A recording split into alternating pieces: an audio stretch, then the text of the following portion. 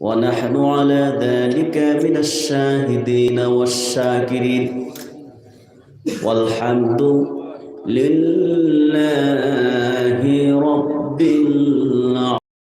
العالمين.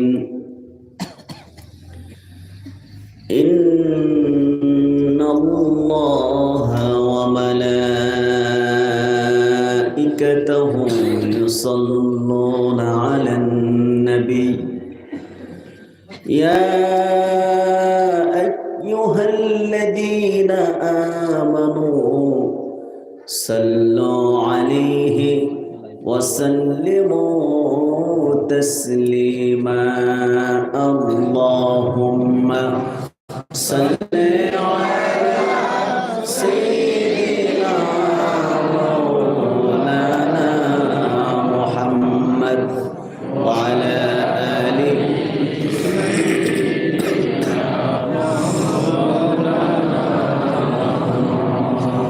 मोहब्बते कंठ खोले जोरे जोरे पढ़ुन अल्लाहुम्मा सल्ली अला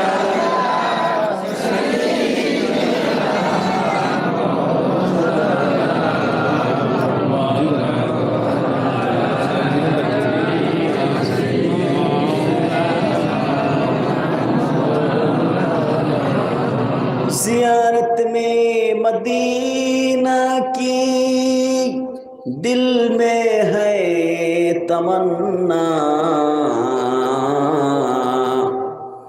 नहीं है मेरे पास सफर का समाना। अल्लाहुम्मा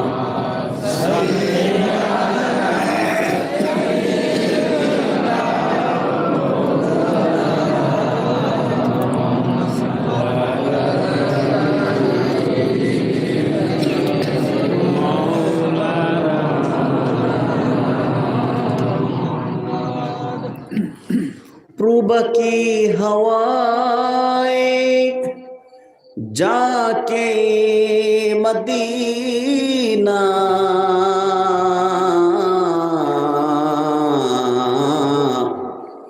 पहुंचा दो सलाम मेरा रौजा को मदीना।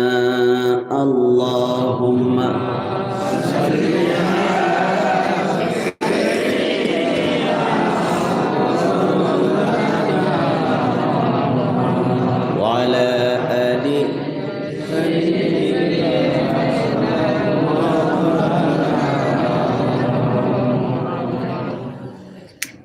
परिंदा की होते अगर ओढ़ते को जानते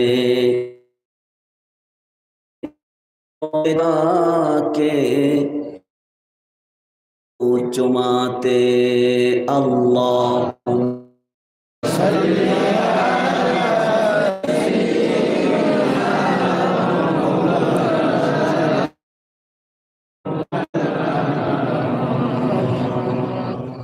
मदीना में जाना, मदीना में मरना, यही है मेरे जमीअ सालिही बलगल उला बिकमालिही कशफत तुजा।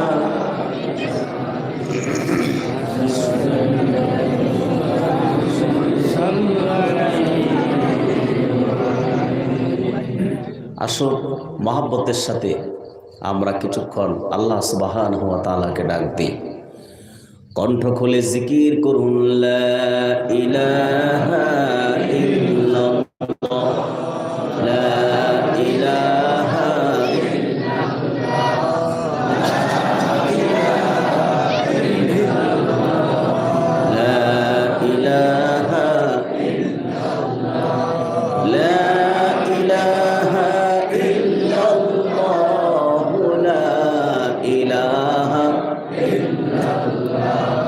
لا إله إلا الله সুবহানাল্লাহ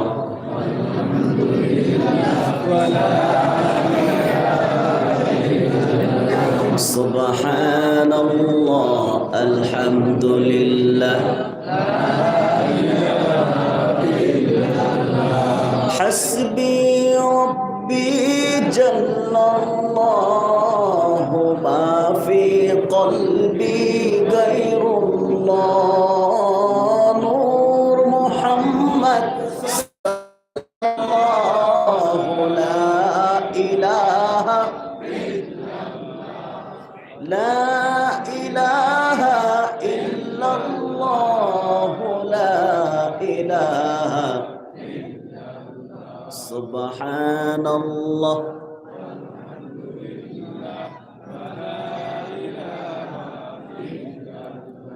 سبحان الله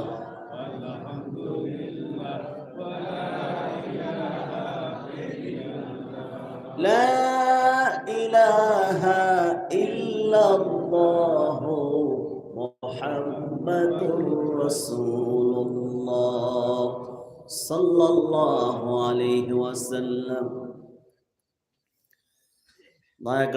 নয়াগ্রাম তিমুখা জামে মসজিদে আয়োজিত আজিম উসান ওয়াজ মাহফিলের আজকের সভাপতি, এই বরাক উপত্যকার সবচেয়ে উল্লেখযোগ্য দরবারের একটি, আহলে সুন্নাত ওয়াল জামাতের পক্ষে যে দরবার প্রায় শত বছর যাবৎ কাজ করে আসছে, ঐতিহ্যবাহী টান্টু দরবার শরীফের বর্তমান গদ্দিনা শিল্পীর, আমার অত্যন্ত মহব্বতের ভাইজান পীরজাদা মাওলানা আব্দুল বাসিত চৌধুরী সাহাব পীর সাহেব টান্টু দরবার শরীফ, সহসভাপতি হযরত মাওলানা গিয়াস উদ্দিন লস্কর সাহেব, ইমাম নয়াগ্রাম তিমুখা জাম মসজিদ। আমন্ত্রিত অতিথিবৃন্দের মধ্যে আলোচনা করেছেন আপনাদের বরাকের অত্যন্ত স্বনামধন্য আলেমে দ্বীন, বিশিষ্ট ইসলামী আলোচক হযরত মাওলানা কারি নজরুল ইসলাম সাহাব, শিক্ষক, রাতাবাড়ি নিজামিয়া টাইটেল মাদ্রাসা। আরও বক্তব্য দিয়েছেন হযরত মাওলানা নূর আহমদ সাহাব, স্বপনপুর, হযরত মাওলানা হুসাইন আহমদ সাহাব, ভবানীপুর। আরও যারা বক্তব্য দিয়েছেন, আল্লাহ তাআলা প্রত্যেকের কথাগুলো কবুল করুন। আমিন বলতে কষ্ট হচ্ছে আপনাদের? সবটুকুন শুকরিয়া মহান আল্লাহ সুবহানাহু ওয়া তাআলার জন্যে, যিনি আজকের এই বরকতপূর্ণ মোবারক মাহফিলে আমাদেরকে দুনিয়াবী চরম ব্যস্ততা বর্জন করে উপস্থিত হওয়ার তৌফিক দান করেছেন। সেজন্য আসুন হৃদয়ের সবটুকুন আবেগ অনুভূতি উজাড় করে আল্লাহ তাআলার রাজি ও খুশির জন্যে আমরা একবার আওয়াজ করে পড়ি আলহামদুলিল্লাহ। অসংখ্য অগণিত দরুদ ও সালাম আল্লাহর সৃষ্টির প্রধান আকর্ষণ, বিশ্বসভার সভাপতি, সকল নবী ও রসুলগণের মাথার তাজ, শামসুল হিদায়াত, বদরুদ্দুজা, আখিরি নবী, নবী কুল সম্রাট, নূর নবী হযরত মুহাম্মদ সাল্লাল্লাহু আলাইহি ওয়াসাল্লামের উপর আল্লাহ পাক যাকে আজ থেকে ১০০০ বছর আগে সর্বশ্রেষ্ঠ ও সর্বশেষ নবী ও রসুল হিসেবে প্রেরণ করেছেন, যার পরে আজ পর্যন্ত পৃথিবীতে অবশ্যই কোনো প্রকার নবী কিংবা রাসূল আসে নাই, অবশ্যই এখনো নাই, অবশ্যই কিয়ামত পর্যন্ত আসবে। সম্মানিত সুধী, আমার বিশ্বাস আপনারা আজকের মাহফিলে যারা উপস্থিত হয়েছেন, কোরআন ও সুন্নাহর বক্তব্য শ্রবণ করার লক্ষ্যে, তারা অধিকাংশই দিনের বেলা পরিশ্রম করেন, বিভিন্ন কাজকর্মে ব্যস্ততায় পার করেন, ঠিক কিনা? এই রাতের বেলা আপনি এখন যদি ঘুমাতেন, শরীরটা চাঙ্গা থাকতো, কিন্তু সেই ঘুমের কথা চিন্তা না করে শুধুমাত্র আল্লাহর কোরআনের মহব্বতে, আল্লাহর আখিরি নবী নূর নবী মুহাম্মদ সাল্লাল্লাহু আলাইহি ওয়াসাল্লামের সুন্নাত তরিকা ধরে রাখার জন্য আমরা যারা উপস্থিত হয়েছি, আল্লাহ তাআলা আমাদেরকে কিছু একটা দিবেন কিনা? কথা বলে আপনাদের কি বুঝতে কষ্ট হচ্ছে? আমাকে সিলোটি মারতে হবে? আচ্ছা,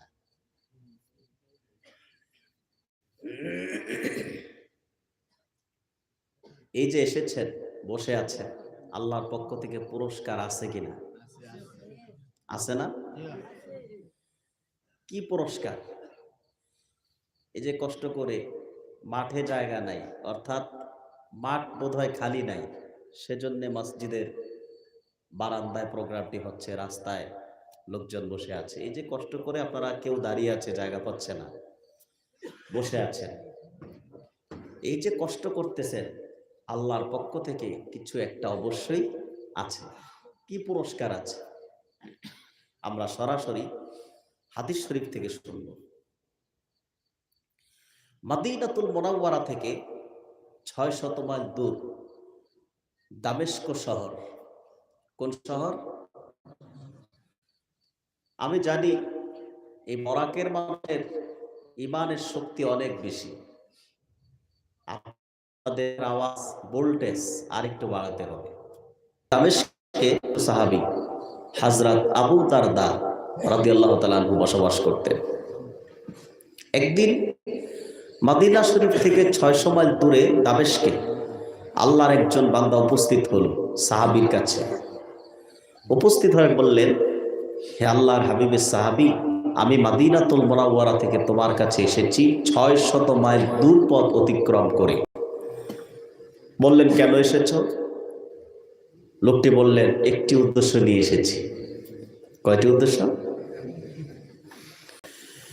সাহাবী জিজ্ঞেস করলেন, কি উদ্দেশ্য তোমার? কেন এসেছো তুমি? লোকটি জবাব দিয়েছেন, আল্লাহর হাবিবের সাহাবী, আমি শুনেছি তুমি আল্লাহর আখিরি নবী নূর নবী রাহমাতুল লিল আলামিনের পবিত্র জবান থেকে একটি হাদিস মানুষকে তেলাওয়াত করে শোনাও, মানুষকে বর্ণনা করে শোনাও, মানুষকে ব্যাখ্যা করে বুঝাও। রাসূল করিম সাল্লাল্লাহু আলাইহি ওয়াসাল্লামের পবিত্র নূরময় জবানের একটি মাত্র হাদিস তোমার জবান থেকে শোনার জন্য, শেখার জন্য, বুঝার জন্য ৬০০ মাইল দূর পথ অতিক্রম করে মদিনা মুনাওয়ারা থেকে দামেস্কে এসেছি।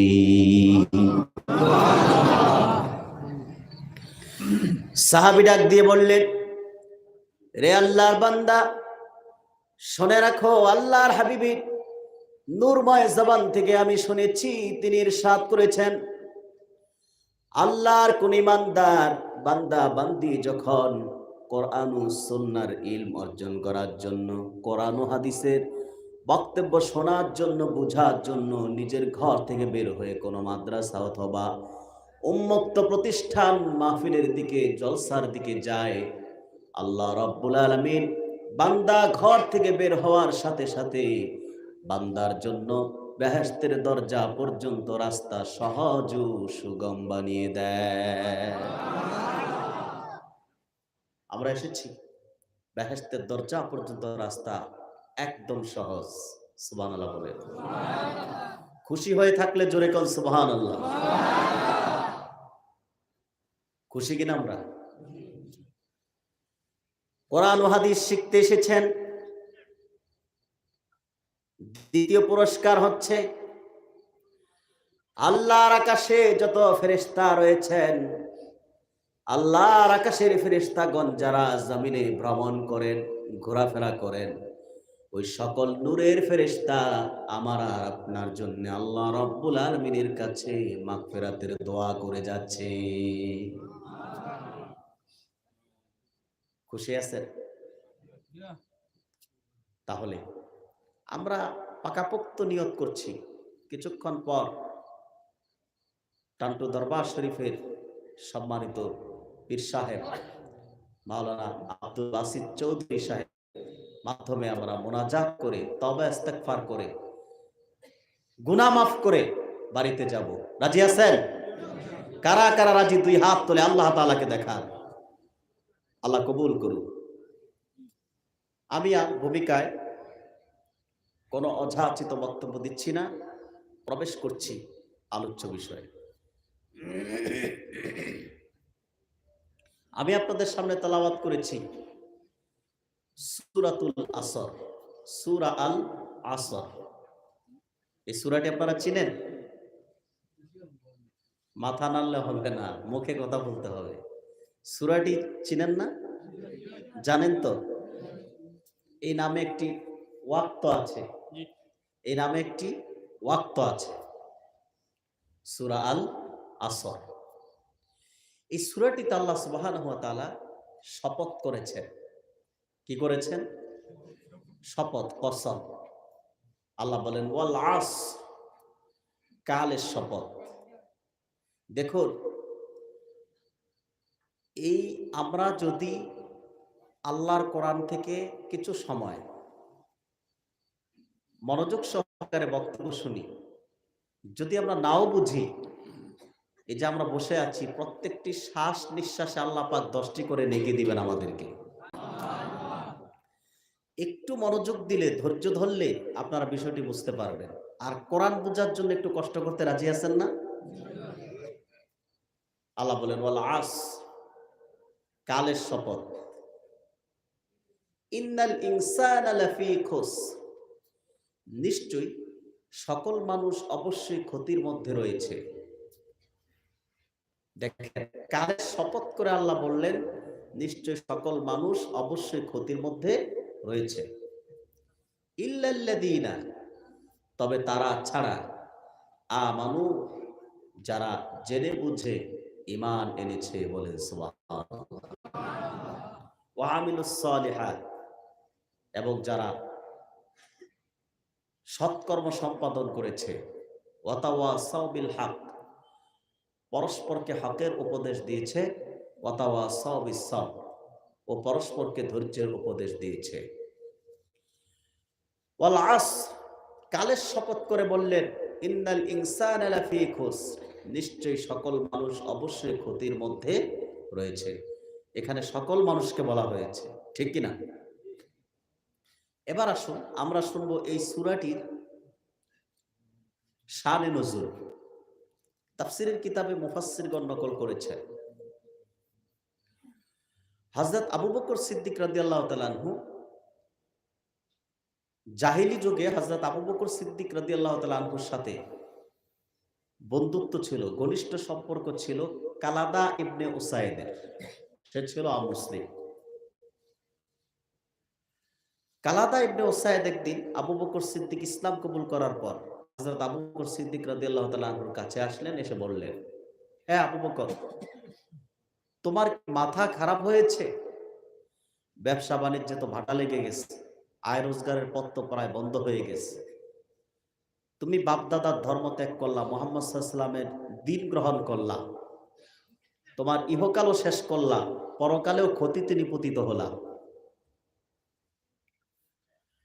সিদ্দিক আকবর কালাদা ইবনে উসাইদকে উপযুক্ত জবাব দিয়ে বললেন, রে নির্বোধ, যারা আল্লাহ ও তার হাবিব মুহাম্মদ সাল্লাল্লাহু আলাইহি ওয়াসাল্লামের গোলাম হয়ে যায়, অর্থাৎ আল্লাহ ও তার হাবিবের প্রতি ঈমান আনে, তারা ক্ষতিগ্রস্ত নয়, ক্ষতির মধ্যে নিপতিত নয়। ইহকালেও তারা ক্ষতিতে নিপতিত নয়, পরকালেও তারা ক্ষতিতে নিপতিত নয়।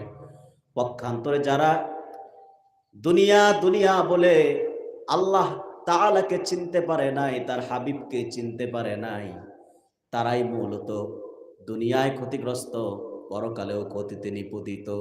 তারাই ইহকাল এবং পরকালে ব্যর্থকাম। আর যারা আল্লাহ ও তার হাবিবের উপর ঈমান আনে, তারা ইহকাল এবং পরকালে সফল কাম। জোরে কোন সুবহানাল্লাহ। তাফসীরকারগণ লিখেছেন, সিদ্দিক আকবরের কথা সত্যায়নে আল্লাহ রাব্বুল আলামিন কোরআনুল কারীমের 103 নম্বর সূরা, সূরা আল আসর সাথে সাথে নাজিল করে দিলেন। আল্লাহ পাক নাজিল করে বললেন, ওয়াল আসরি ইন্নাল ইনসানা লাফি খুসরিন ইল্লাল্লাযীনা আমানু ওয়া আমিলুস সালিহাত। কালের শপথ, নিশ্চয় সকল মানুষ অবশ্যই ক্ষতির মধ্যে রয়েছে, ইল্লাল্লাযীনা, তবে তারা ব্যতীত, আমানু, যারা ঈমান এনেছে। জোরে কোন সুবহানাল্লাহ। যারা ঈমান এনেছে তারা ক্ষতিগ্রস্ত নয়, ঠিক কিনা? এবার এই সূরাতুল আসর আপনারা প্রায় অনেক মানুষের মুখস্থ আছে না? খুব ছোট্ট একটি সূরা, কিন্তু এই সূরাটির গুরুত্ব কত বেশি, আমি তাফসীরের কিতাব থেকে এই সূরাটির গুরুত্ব আপনাদেরকে শোনাচ্ছি। তাফসীরের কিতাব এসেছে,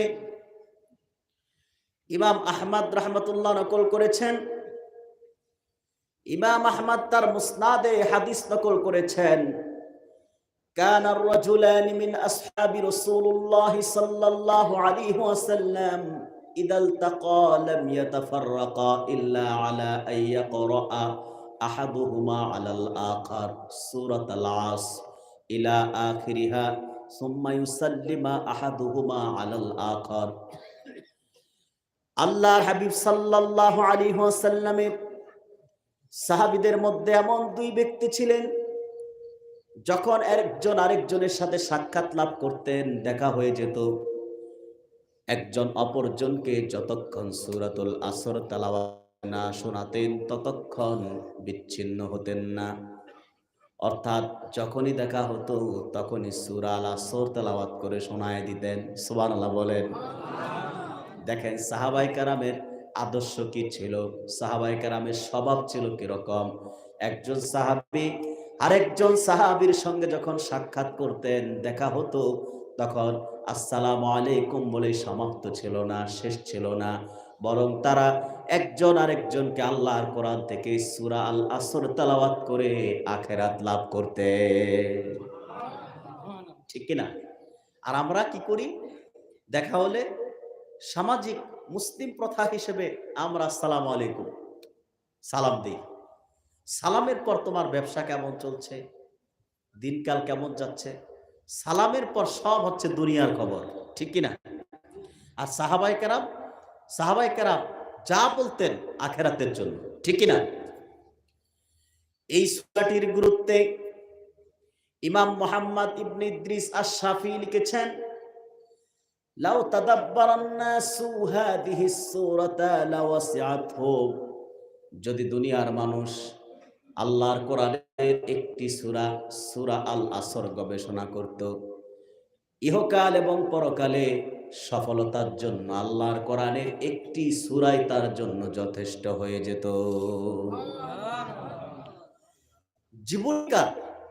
জীবনীকারগণ বর্ণনা করেছেন যে হযরত আমর ইবনুল আস রাদিয়াল্লাহু তাআলা, তিনি ইসলাম কবুল করার আগে মিথ্যা নবুয়তের দাবিদার মুসাইলামাতুল কাজ্জাবের কাছে গেলেন। চিনছেন তো মুসাইলামাতুল কাজ্জাব, যে মিথ্যা নবী দাবি করেছিল। জোরে কর নাউজুবিল্লাহ। আবু বকর সিদ্দিক রাদিয়াল্লাহু তাআলা আনহুর শাসনামলে তাকে হত্যা করা হয়েছিল। সম্মানিত ভাইয়েরা, আমর ইবনুল আস যখন মিথ্যা নবুয়তের দাবিদার মুসাইলামাতুল কাজ্জাবের কাছে গেলেন, মুসাইলামা জিজ্ঞেস করলেন, হে আমর, মুহাম্মদ সাল্লাল্লাহু আলাইহি সাল্লামের প্রতি সম্প্রতি কি নাজিল হয়েছে? আমর ইবনুল আস বললেন, অতি সংক্ষিপ্ত ও সারগর্ভ একটি সূরা নাজিল হয়েছে। মুসাইলামা বললেন, সেটা কি? আমর ইবনুল আস মুসাইলামাকে আল্লাহর কোরআন থেকে সূরা আল আসর তেলাওয়াত করে শোনালেন। মিথ্যা নবুয়তের দাবিদার মুসাইলামাতুল কাজ্জাব সূরা আল আসর শুনে কিছুক্ষণ চুপ থাকলেন, কিছুই বললেন না। একটু পর বললেন, হে আমার উপরও অনুরূপ একটি সূরা নাজিল হয়েছে। জোরে জোরে কন নাউজুবিল্লাহ। এই সূরাটির মতো আমার উপর একটি সূরা নাজিল হয়েছে। আমর ইবনুল আস বললেন, সেটা কি? মিথ্যা নবুয়তের দাবিদার মুসাইলামা বললেন, ইয়া ওয়াবরু ইন্নামা আনতা উযুনানি ওয়া সাদরু ওয়া সাইরুকা হাকরু ওয়া ফাকরু। হে ওয়াব্র, অর্থাৎ বিড়াল জাতীয় ছোট্ট প্রাণী, তোমার আছে কেবল দুটি কান ও সিনা, ইহা ব্যতীত তোমার যা কিছু সবই ফালতু। মুসাইলামা জিজ্ঞেস করলেন, আমর, আমি যে শোনালাম কেমন লাগলো? আমর ইবনুল আস তখনও মুসলমান হন নাই। আমর ইবনুল আস বললেন, ওয়াল্লাহি ইন্নাকা লাতা'লামু আন্নী আ'লামু আন্নাকা তাকযিব। আল্লাহর কসম করে বলছি রে মুসাইলামা, তুমি ভালোভাবে জানো যে আমি জানি তুমি যা বলেছ মিথ্যা বলেছ, অর্থাৎ তোমার উপর কোরআন নাজিল হতে পারে না। একটাবার দেখেন, আমর ইবনুল আস এবং মুসাইলামা দুইজনই ছিলেন কুফরির মধ্যে, তখনও আমর মুসলমান হন নাই। কিন্তু কোরআন যে সত্য, কুফরি অবস্থায় সে আল্লাহর কোরআনের সত্যকে সত্য হিসেবে স্বীকৃতি দিয়েছে। ঠিক কিনা বলেন? সিরাতের প্রসিদ্ধ কিতাব আর রাহিকুল মাকতুমে আল্লামা মুবারকপুরি লিখেছেন, এই সত্যপ্রিয়তাই আমর ইবনুল আসকে পরবর্তীতে ইসলামের প্রতি উদ্বুদ্ধ করে ৭ম হিজরির প্রথম দিকে খালিদ বিন ওয়ালিদ, কাবা ঘরের চাবি রক্ষক ওসমান বিন তালহা ও হযরত আমর ইবনুল আস তিনজন একসাথে মদিনা মুনাওয়ারায় যে ইসলাম কবুল করে মুসলমান হয়ে যায়। জোরে সুবহানাল্লাহ। এই সূরাটির অনেক গুরুত্ব আছে। আল্লাহ তাআলা সূরাটিতে কসম করলেন, শপথ করলেন, ওয়াল আস, কালের শপথ। কিসের শপথ? কাল। কাল কি? দেখুন, কাল হারিয়ে যায় সময়ের গর্ভে। কোথায় হারায়? সময়ের গর্ভে। কাল হারিয়ে যায় সময়ের গর্ভে। আর কাল কেমন আল্লাহ তাআলা কালের শপথ করেছেন? আব্দুল্লাহ বিন আব্বাস রাদিয়াল্লাহু তাআলা আনহুমা বলেছেন, আল্লাহ রাব্বুল আলামিন সম্ভবত কালের শপথ করেছেন এজন্যে, কারণ বান্দা ভালো মন্দ, ভালো খারাপ যে কাজই করুক না কেন তাকে ৩ কালের মধ্যেই করতে হয়। কয় কাল? মাতেন, আরো জোরে মাতেন। ওয়াজ মাহফিল আসলে চুপচাপ বসে থাকা ভালো না, উত্তর দিতে হয়। কয় কাল? আপনাদের আসামে কয় কাল? সবার কাছেই ৩ কাল, ঠিক কিনা? সারা পৃথিবীর মানুষের কাছেই কি কাল কয়টা? ৩টা। অতীত, বর্তমান, ভবিষ্যৎ। অতীত, বর্তমান, ভবিষ্যৎ। কয়টি হলো? ৩টি। আপনি ভালো কাজ করেন বা খারাপ কাজ করেন, এই ৩ কালের মধ্যে আপনাকে করতে হবে, ঠিক কিনা? এই ৩ কালের বাহিরে যে আপনি কিছুই করতে পারবেন না, করার সাধ্য নাই। যদিও বান্দার নিকটে কাল ৩টি, কিন্তু আল্লাহ রাব্বুল আলামিনের নিকটে সবই হলো বর্তমান। সবই কি? বর্তমান কাল। সেজন্য আপনি যা কিছু করছেন, এই সব কিছু কথাবার্তা, কাজকর্ম লিপিবদ্ধ হয়ে যাচ্ছে, কালের স্মৃতিপটে সব রেকর্ড হয়ে যাচ্ছে। কি করছেন না করছেন, একদিন আল্লাহ রাব্বুল আলামিনের কাছে আপনাকে সেগুলির হিসাব দিতে হবে। ঠিক কিনা বলেন? এই কাল দেখুন, আমরা প্রত্যেক সেকেন্ডে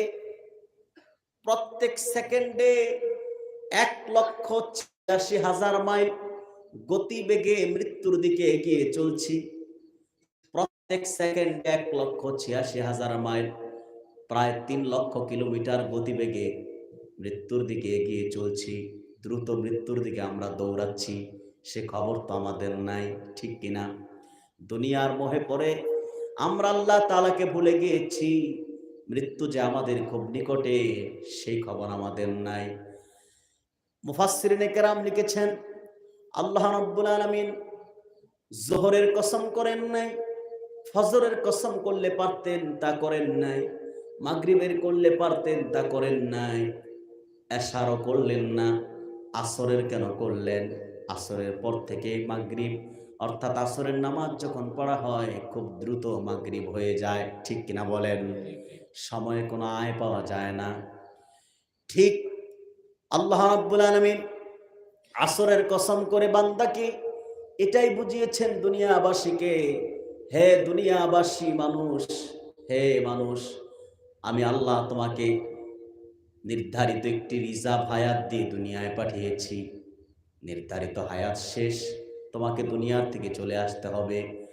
তোমাকে যে হায়াত দিয়ে পাঠিয়েছি সে সময়টা আসর থেকে মাগরিব পর্যন্ত লম্বা। এই সামান্য সময়ের মধ্যে তুমি ক্ষতির হাত থেকে বাঁচতে হবে। ইন্নাল ইনসানা লাফি খুসর, নিশ্চয় সকল মানুষ অবশ্যই ক্ষতির মধ্যে নিপতিত। এই ক্ষতি থেকে বাঁচতে হবে সামান্য সময়ের মধ্যে, এবং সফলতা লাভ করতে হবে কম সময়ের মধ্যে, ঠিক কিনা বলে? দেখুন আসর কি, ওয়াল আস, আসরটা কি, আসরের তাৎপর্য কি হবে, এ ব্যাপারে ইমাম ফখরুদ্দিন রাজি রাহমাতুল্লাহ তিনি নকল করেছেন বিগত একজন মনীষী। তিনি আসরের তাৎপর্য কি হবে এটা নিয়ে খুব চিন্তায় মগ্ন ছিলেন। হঠাৎ করে তার মনে পড়ে যায় বরফ বিক্রেতার কথা। বরফ বিক্রেতার আওয়াজ তার কানে ভেসে আসলো। একজন বরফ বিক্রেতা, বরফ আপনারা চিনেন, চিনেন না? বরফ বিক্রেতা তার ক্রেতাদের উদ্দেশ্য করে বলছেন, ইরহামু মাইয়াযুবু রাসু মালিহি, তোমরা রহম করো ওই ব্যক্তির প্রতি যার পুঁজি প্রতি মুহূর্তে নিঃশেষ হয়ে যাচ্ছে।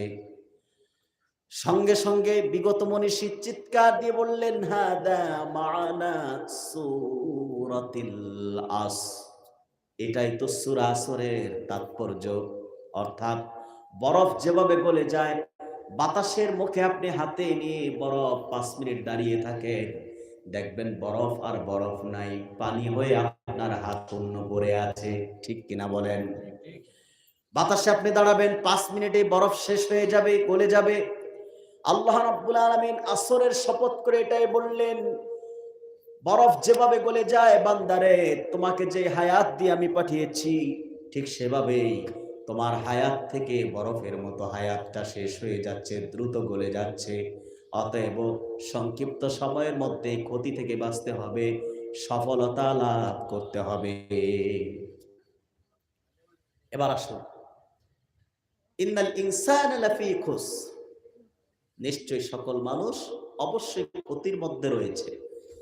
আমার দিক তাকান, মনোযোগ দেন, একটু বুঝে যান। ইন্নাল ইনসানা লাফি খুসর, নিশ্চয় সকল মানুষ অবশ্যই ক্ষতির মধ্যে রয়েছে। আল্লাহ বলতে পারতেন, আল্লাহ বলতে পারতেন ইন্নাল ইনসানা লা খাসির, নিশ্চয় সকল মানুষ অবশ্যই ক্ষতিগ্রস্ত। তা না বলে আল্লাহ বললেন লাফি খুসর, ক্ষতির মধ্যে রয়েছে। তার মানে হলো ইন্নাল ইনসানা মুনগামিসুন ফিল খুসরি মিন কুল্লি জানিব, মানুষ চারিদিক থেকে ক্ষতির মধ্যে ডুবে আছে। ডানে বামে, উত্তর দক্ষিণে, পূর্ব পশ্চিমে, চারিদিক থেকে আমরা ক্ষতির মধ্যে ডুবে আছি, ঠিক কিনা বলেন? তার জ্বলন্ত প্রমাণ, আমরা ক্ষতি উপকরণ তৈরি করছি মানুষ মানুষকে মারার জন্য, মানুষ মানুষের ক্ষতি করার জন্য উপকরণ তৈরিতে প্রতিযোগিতায় লিপ্ত হয়ে গেছি। মনে পড়ে যায় আমার আমেরিকার প্রেসিডেন্ট 1938 সালে আমেরিকার প্রেসিডেন্ট অ্যান্টনি ইডেন বলেছিলেন, অর্থাৎ বিজ্ঞানগর্বী রাষ্ট্র নেতাদের অমানবিক কর্মকাণ্ডে ক্ষুব্ধ হয়ে বলেছিলেন, যদি অন্য কোনো গ্রহ থেকে পৃথিবী নামক গ্রহে কোনো পর্যটক নেমে আসে পৃথিবীকে পর্যবেক্ষণ করার জন্য, তাহলে সে পর্যটক পৃথিবীকে দেখে কি বলবে? আমাদেরকে দেখে কি বলবে? নিশ্চয়ই বলবে, তিনি দেখতে পাবে আমরা নিজেরাই নিজেদেরকে ক্ষতির উপকরণ তৈরি করছি, ক্ষতি করার জন্য প্রতিযোগিতায় লিপ্ত হয়ে গেছি। তার এই ভবিষ্যৎবাণীর পরে মাত্র ৩-৪ বছর পর শুরু হয়ে যায় দ্বিতীয় বিশ্বযুদ্ধ, যেখানে একটি অ্যাটম বোমার আঘাতে প্রায় ৫ লক্ষ মানুষ সাথে সাথে শেষ, ২.৫ লাখ মানুষ সাথে সাথে শেষ। ১৩ বর্গ কিলোমিটার এলাকা ধ্বংসস্তূপে পরিণত হয়ে যায়। জাপানের হিরোশিমা মহানগরীতে সেই বোমাটি নিক্ষেপ করা হয়েছিল। একটি বোমা, দ্বিতীয় বোমাটি ৩ দিন পর নিক্ষেপ করা হয়েছিল নাগাসাকি শহরে। সেই বোমার তেজস্ক্রিয়ায় সাথে সাথে ২,১০,০০০ থেকে ৪০,০০০ মানুষ মৃত্যুবরণ করে। এখনো জাপানে সেই বোমার তেজস্ক্রিয়ায় ক্যান্সারের মতো দুরারোগ্য ব্যাধিতে মানুষ মারা যাচ্ছে, ঠিক কিনা? যারা বোমা তৈরি করছে তারাও জানে যে এই বোমার আঘাতে শুধু শত্রুপক্ষ মরে না, বরং নিজের পক্ষের লোকও মারা যায়, ঠিক কিনা? জেনে শুনে কিংবা স্রেফ আত্মরক্ষার দোহাই দিয়ে পৃথিবীর রাষ্ট্রগুলি এখন বোমা তৈরিতে, আণবিক বোমা তৈরি করার জন্য প্রতিযোগিতায় লিপ্ত হয়েছে। সেজন্যেই ১৫০০ বছর আগে বিশ্ব মানবতার মুক্তির সনদ আল্লাহর আখিরি নবী নূর নবী মুহাম্মদ সাল্লাল্লাহু আলাইহি সাল্লাম মানব জাতিকে হুঁশিয়ার করে ইরশাদ করেছেন, ভবিষ্যৎবাণী করেছেন।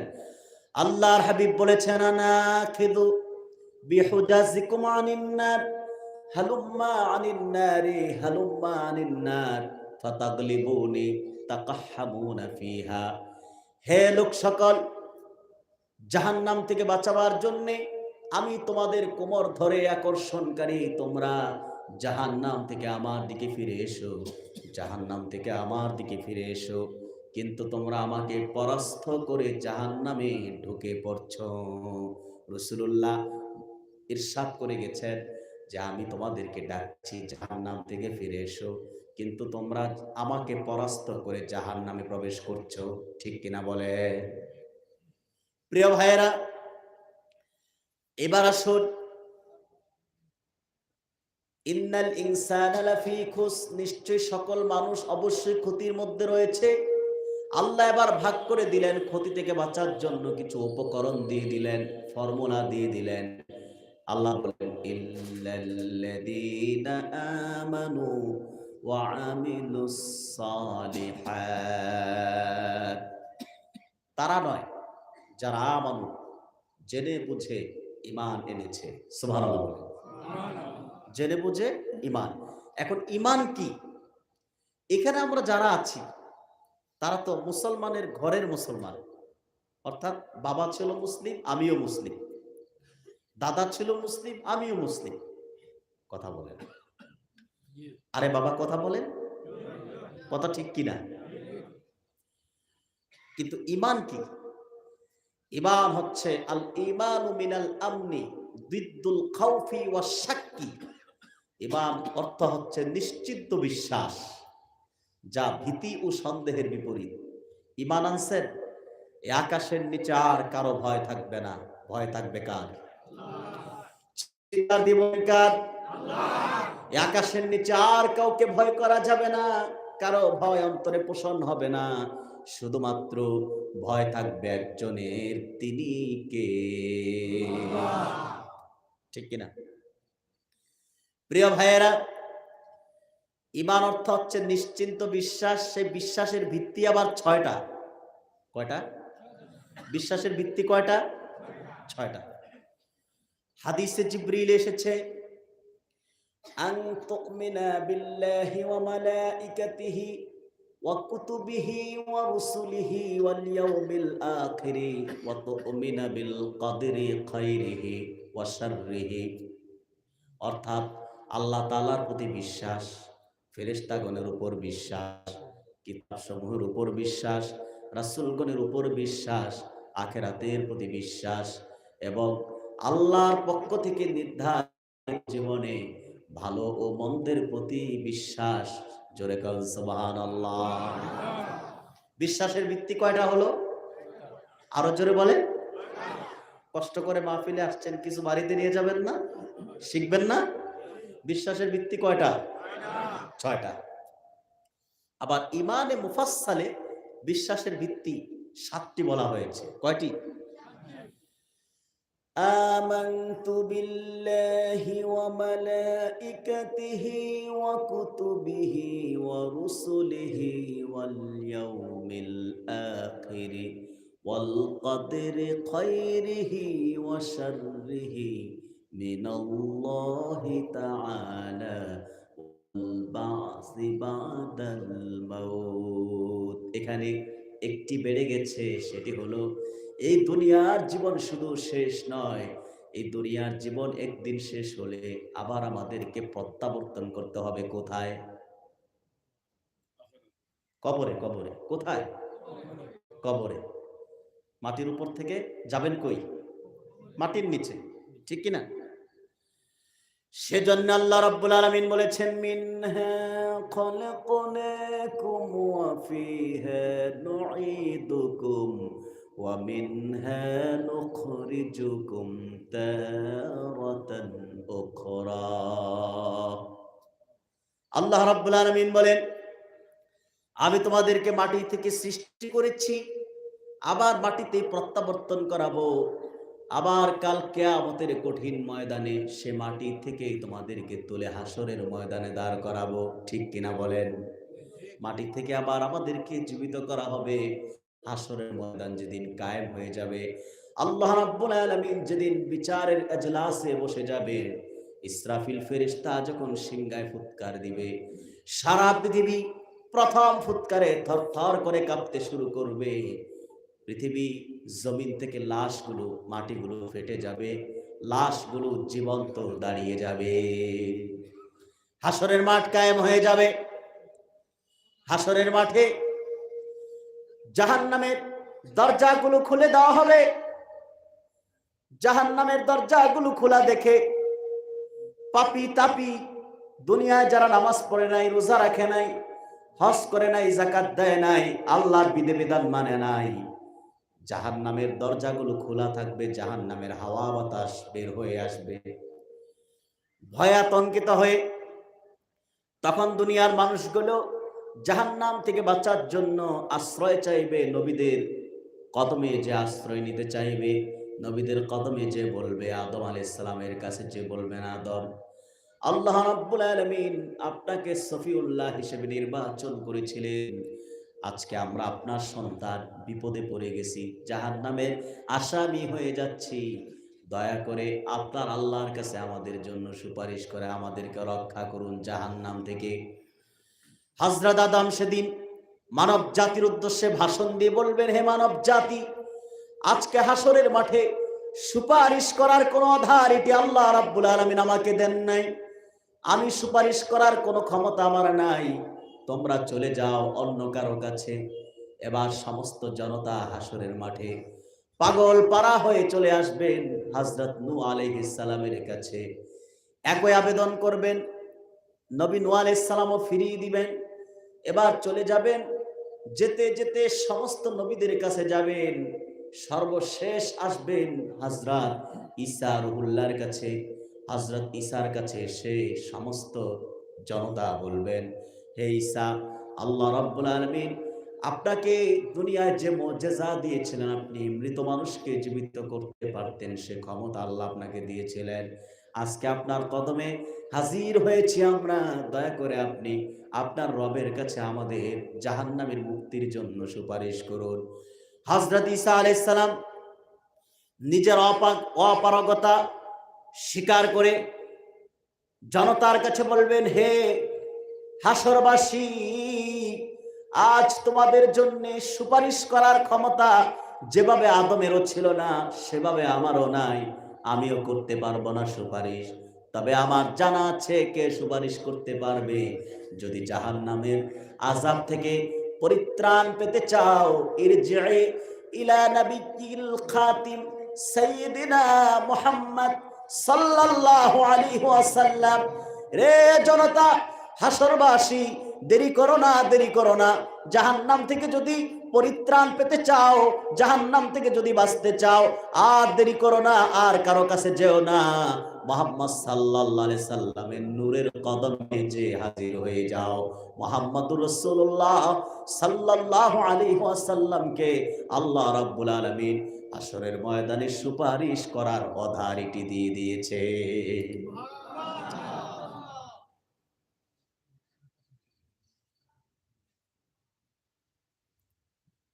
জোরে কোন সুবহানাল্লাহ।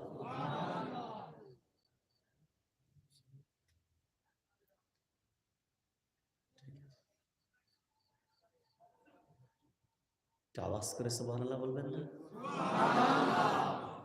আদম সুপারিশের চাবি পাবে না, ঠিক কিনা? কথা বলেন। নূহ আলাইহিস সালাম পাবে না, ঈসা পাবে না, মুসা পাবে না, ইব্রাহিম পাবে না। হযরত ঈসা বলে দিবেন, সুপারিশ যিনি করবেন, কে করবেন সেটা আমি জানি। ইরজিই ইলা নাবিয়্যিল খাতিব মুহাম্মাদিন মুস্তাফা সাল্লাল্লাহু আলাইহি ওয়াসাল্লাম। জাহান্নাম থেকে বাঁচার জন্য, সুপারিশ পাওয়ার জন্য আর কারোর কাছে যেও না, তোমরা নূর নবী মুহাম্মদ সাল্লাল্লাহু আলাইহি সাল্লামের কাছে চলে যাও, ঠিক কিনা বলেন? সম্মানিত ভাইরা,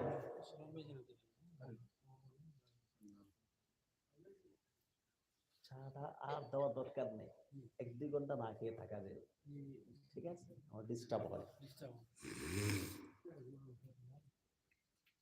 কষ্ট হচ্ছে আপনাদের? কথাগুলো বুঝতেছেন? জোরে মাতেন, জোরে মাতুগা। আলহামদুলিল্লাহ, আপনারা বুঝতেছেন, শুকরিয়া আল্লাহ তাআলার কাছে। সম্মানিত ভাইরা, তাহলে বিশ্বাসের ভিত্তি কয়টা? মাশাআল্লাহ, এই তো ওয়াজ মুখস্থ করে ফেলছেন। মাহফিলটা আল্লাহ কবুল করে ফেলবে। সে বিশ্বাস হতে হবে আল ঈমানু মিনাল আমনি দিদ্দুল খাউফি ওয়াশ শাক্কি। নিশ্চিন্ত বিশ্বাস যা ভীতি ও সন্দেহের বিপরীত। অর্থাৎ আপনি ঈমান আনার পর আপনাকে মেরে কেটে ফেললেও ঈমান ছাড়া যাবে না। কথা বুঝতেছেন? ঈমান কি সেটাই আজকে আমি আপনাদেরকে অল্প সময়ে বর্ণনা করে বুঝাবার চেষ্টা করব, যদি আমার আল্লাহ তার হাবিবের উসিলায় দান আমাকে সে তৌফিক দান করে। আচ্ছা আসুন, ক্ষতি থেকে বাঁচার জন্য 4টা জিনিস লাগবে। কয়টা? ইল্লাল্লাযীনা, তারা ছাড়া, আমানু, যারা ঈমান এনেছে, ওয়া আমিলুস সালিহাত, এবং যারা সৎকর্ম সম্পাদন করেছে, ওয়া তাওয়াসাউ বিল হক, যারা পরস্পরকে হকের উপদেশ দিয়েছে, ওয়া তাওয়াসাউ বিস সাবর, ও যারা পরস্পরকে ধৈর্যের উপদেশ দিয়েছে। পৃথিবীর সকল মানুষ অবশ্যই ক্ষতির মধ্যে রয়েছে, পৃথিবীর সকল মানুষ অবশ্যই ক্ষতির মধ্যে রয়েছে, তবে 4টি গুণ বিশিষ্ট মানুষ ব্যতীত। কয়টি গুণ? আরো জোরে বলেন। 4টি গুণ যাদের আছে তারা ক্ষতিগ্রস্ত নয়। যাদের মধ্যে 4টি গুণ নাই তারা ক্ষতিগ্রস্ত হয়। যাদের মধ্যে 4টি গুণ থাকবে না তারা ক্ষতিগ্রস্ত হয়, আর যাদের মধ্যে 4টি গুণ আছে তারা ক্ষতিগ্রস্ত নয়, ঠিক কিনা? তার প্রথম গুণ ঈমান। প্রথমটা কি? দ্বিতীয়টি হচ্ছে আমল। ঈমান, আমল। ঈমান, আমল, এই দুটো হচ্ছে ব্যক্তিগত। এই দুটি কি? ব্যক্তিগত। তৃতীয়টি হচ্ছে দাওয়াত। চতুর্থটি হচ্ছে সবর। এই দাওয়াত ও সবর, এই দুটি হচ্ছে সমাজগত। দাওয়াত শুধু নিজের ঘরে দিলে চলবে না, সবাইকে দিতে হবে, ঠিক কিনা? আর ঈমান, আমল, এই দুটো ব্যক্তিগত, এই দুইটা নিজের, আর বাকি দুইটা সামাজিকভাবে চালাতে হবে। ঈমান কিভাবে আনবেন? আল ঈমান মিনাল আমনি দিদ্দুল খাউফি ওয়াশ শাক্কি। ঈমান নিশ্চিন্ত বিশ্বাস যা ভীতি ও সন্দেহের বিপরীত। অর্থাৎ আগুনে জ্বালিয়ে দিলেও ঈমান ছাড়া যাবে না, কেটে কেটে টুকরা করে দিলেও ঈমান ছাড়া যাবে না, সাগরে ভাসিয়ে মেরে ফেলা হলেও ঈমান ছাড়া যাবে না, ঠিক কিনা বলেন? সেটাই হলো ঈমান, যেটা ভীতি ও সন্দেহের বিপরীত। এই আকাশের নিচে আপনি যখন আমানতু বিল্লাহ বলবেন, আমি আল্লাহর উপর ঈমান এনেছি, ওয়া রাসূলি এবং তার রাসূলের উপর ঈমান এনেছি, এই কথা বলার পর আকাশের নিচে আর কাউকে ভয় করা যাবে না, ভয় পোষণ করতে হবে একমাত্র আল্লাহ তাআলা। সেজন্য আল্লাহ রাব্বুল আলামিন বলেছেন, ইয়া আইয়ুহাল্লাযীনা আমানু তাকুল্লাহা ওয়া কুনু মা'আস সাদিকিন। হে ইমানদারগণ, তোমরা আল্লাহ তাআলাকে ভয় করো এবং সত্যবাদীদের সঙ্গী হয়ে যাও। সুবহানাল্লাহ বলেন। আবার অন্যত্র আল্লাহ রাব্বুল আলামিন বলেছেন, ইয়া আইয়ুহাল্লাযীনা আমানু তাকুল্লাহা ওয়া কুলু কাওলান সাদীদা। হে ইমানদারগণ, তোমরা আল্লাহ তাআলাকে ভয় করো এবং সঠিক কথা বলো, হক কথা বলো। জোরে কোন সুবহানাল্লাহ। সেই ঈমান কিভাবে আনতে হয় আমি আপনাদেরকে একজন তরুণ কুরাইশ সম্ভ্রান্ত পরিবারের যুবকের ঘটনা আপনাদের সামনে তুলে ধরছি। উসুদুল গাবা ফি মারিফাতিস সাহাবা কিতাব থেকে, লেবানন, বৈরুতের ছাপ কিতাব এসছে যে রাসূল করিম সাল্লাল্লাহু আলাইহি সাল্লাম যখন ১৫০০ বছর আগে মানুষকে ঈমানের দাওয়াত দিতে শুরু করলেন, এক আল্লাহ, কয় আল্লাহ? এক আল্লাহ। তখন কুরাইশ আল্লাহর হাবিবকে নির্যাতন করেছে, নির্যাতন শুরু করেছে। আল্লাহর হাবিব যখন এক আল্লাহর দাওয়াত দিতে শুরু করলেন, বাহিরে তো শত্রু ছিল, ঘরেও আল্লাহর হাবিবের শত্রু ছিল।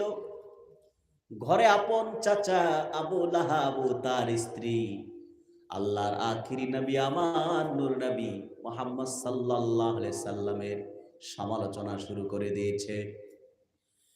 আবু লাহাব আর তার স্ত্রী বললেন, মুহাম্মদ যেভাবে আমাদের বাবা দাদার ধর্মের বিরোধিতা করছে, নতুন দ্বীনের দাওয়াত মানুষকে দিচ্ছেন, নতুন রবের দাওয়াত দিচ্ছেন, এভাবে যদি দাওয়াতি কাজ চালাতেই থাকেন তাহলে কুরাইশদের নিপীড়ন নির্যাতনের স্টিমরোলার মুহাম্মদের উপর যে কোনো মুহূর্তে চালু হয়ে যাবে, তা সামাল দেওয়া আমাদের দ্বারা সম্ভব হবে না। আবু লাহাব এই কথা বলার সাথে সাথে আবু তালেব যদিও ছিল অমুসলিম, কিন্তু রাসূল করিম সাল্লাল্লাহু আলাইহি সাল্লামকে কলিজা দিয়া মহব্বত করতেন। আবু তালেব ঘরে ডাক দিয়ে বললেন আবু লাহাবকে ও তার স্ত্রীকে উপযুক্ত জবাব দিয়ে বললেন, রে আবু লাহাব, আমি আবু তালেব যতদিন বেঁচে আছি মক্কায় আমার ভাতিজা মুহাম্মদ সাল্লাল্লাহু আলাইহি ওয়াসাল্লামের উপর আঘাত করার এমন কোন শক্তি পয়দা হয় নাই। রাসূল করিম সাল্লাল্লাহু আলাইহি সাল্লাম যখন দাওয়াতি কাজ শুরু করলেন, আল্লাহর হাবিবের উপর নিপীড়ন নির্যাতন শুরু হয়ে গেল। মক্কার কুরাইশদের নিপীড়ন নির্যাতন সইতে না পেরে আল্লাহর আখিরি নবী দু জাহানের বাদশা আমার নূর নবীজি মুহাম্মদ সাল্লাল্লাহু আলাইহি সাল্লাম মক্কা থেকে কিছু দূরে দারুল আরাকামে বিশ্বস্ত সাহাবীর বাড়িতে আশ্রয় গ্রহণ করলেন, অবস্থান করলেন। সেখান থেকে সাহাবায়ে কেরাম যারা ছিলেন তখন মাত্র আবু বকর, হযরত আলী, বেলাল হাবশী এইরকম কিছু সংখ্যক মানুষ ইসলাম কবুল করেছে। আল্লাহর হাবিব দারুল আরাকাম থেকে তাদের খোঁজ খবর নিতেন।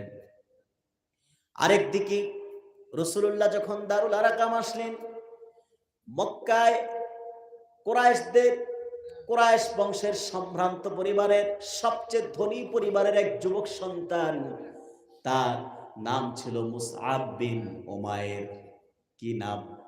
মুসআব বিন উমাইর। মুসআব বিন উমাইর শুনতে পেল মক্কায় মুহাম্মদ সাল্লাল্লাহু আলাইহি সাল্লাম নামে একজন নতুন দ্বীনের দাওয়াত দিচ্ছেন, নতুন ধর্মের দাওয়াত দিচ্ছেন। মুসআব বিন উমাইর সিদ্ধান্ত নিলেন, একদিন তো যাওয়া দরকার মুহাম্মদ সাল্লাল্লাহু আলাইহি সাল্লামের কাছে, কি তিনি বলতে চান তালিয়ে দেখা দরকার, শোনা দরকার। মুসআব বিন উমাইর শুনলেন আল্লাহর হাবিব সাল্লাল্লাহু আলাইহি সাল্লাম দারুল আরকামে আছেন।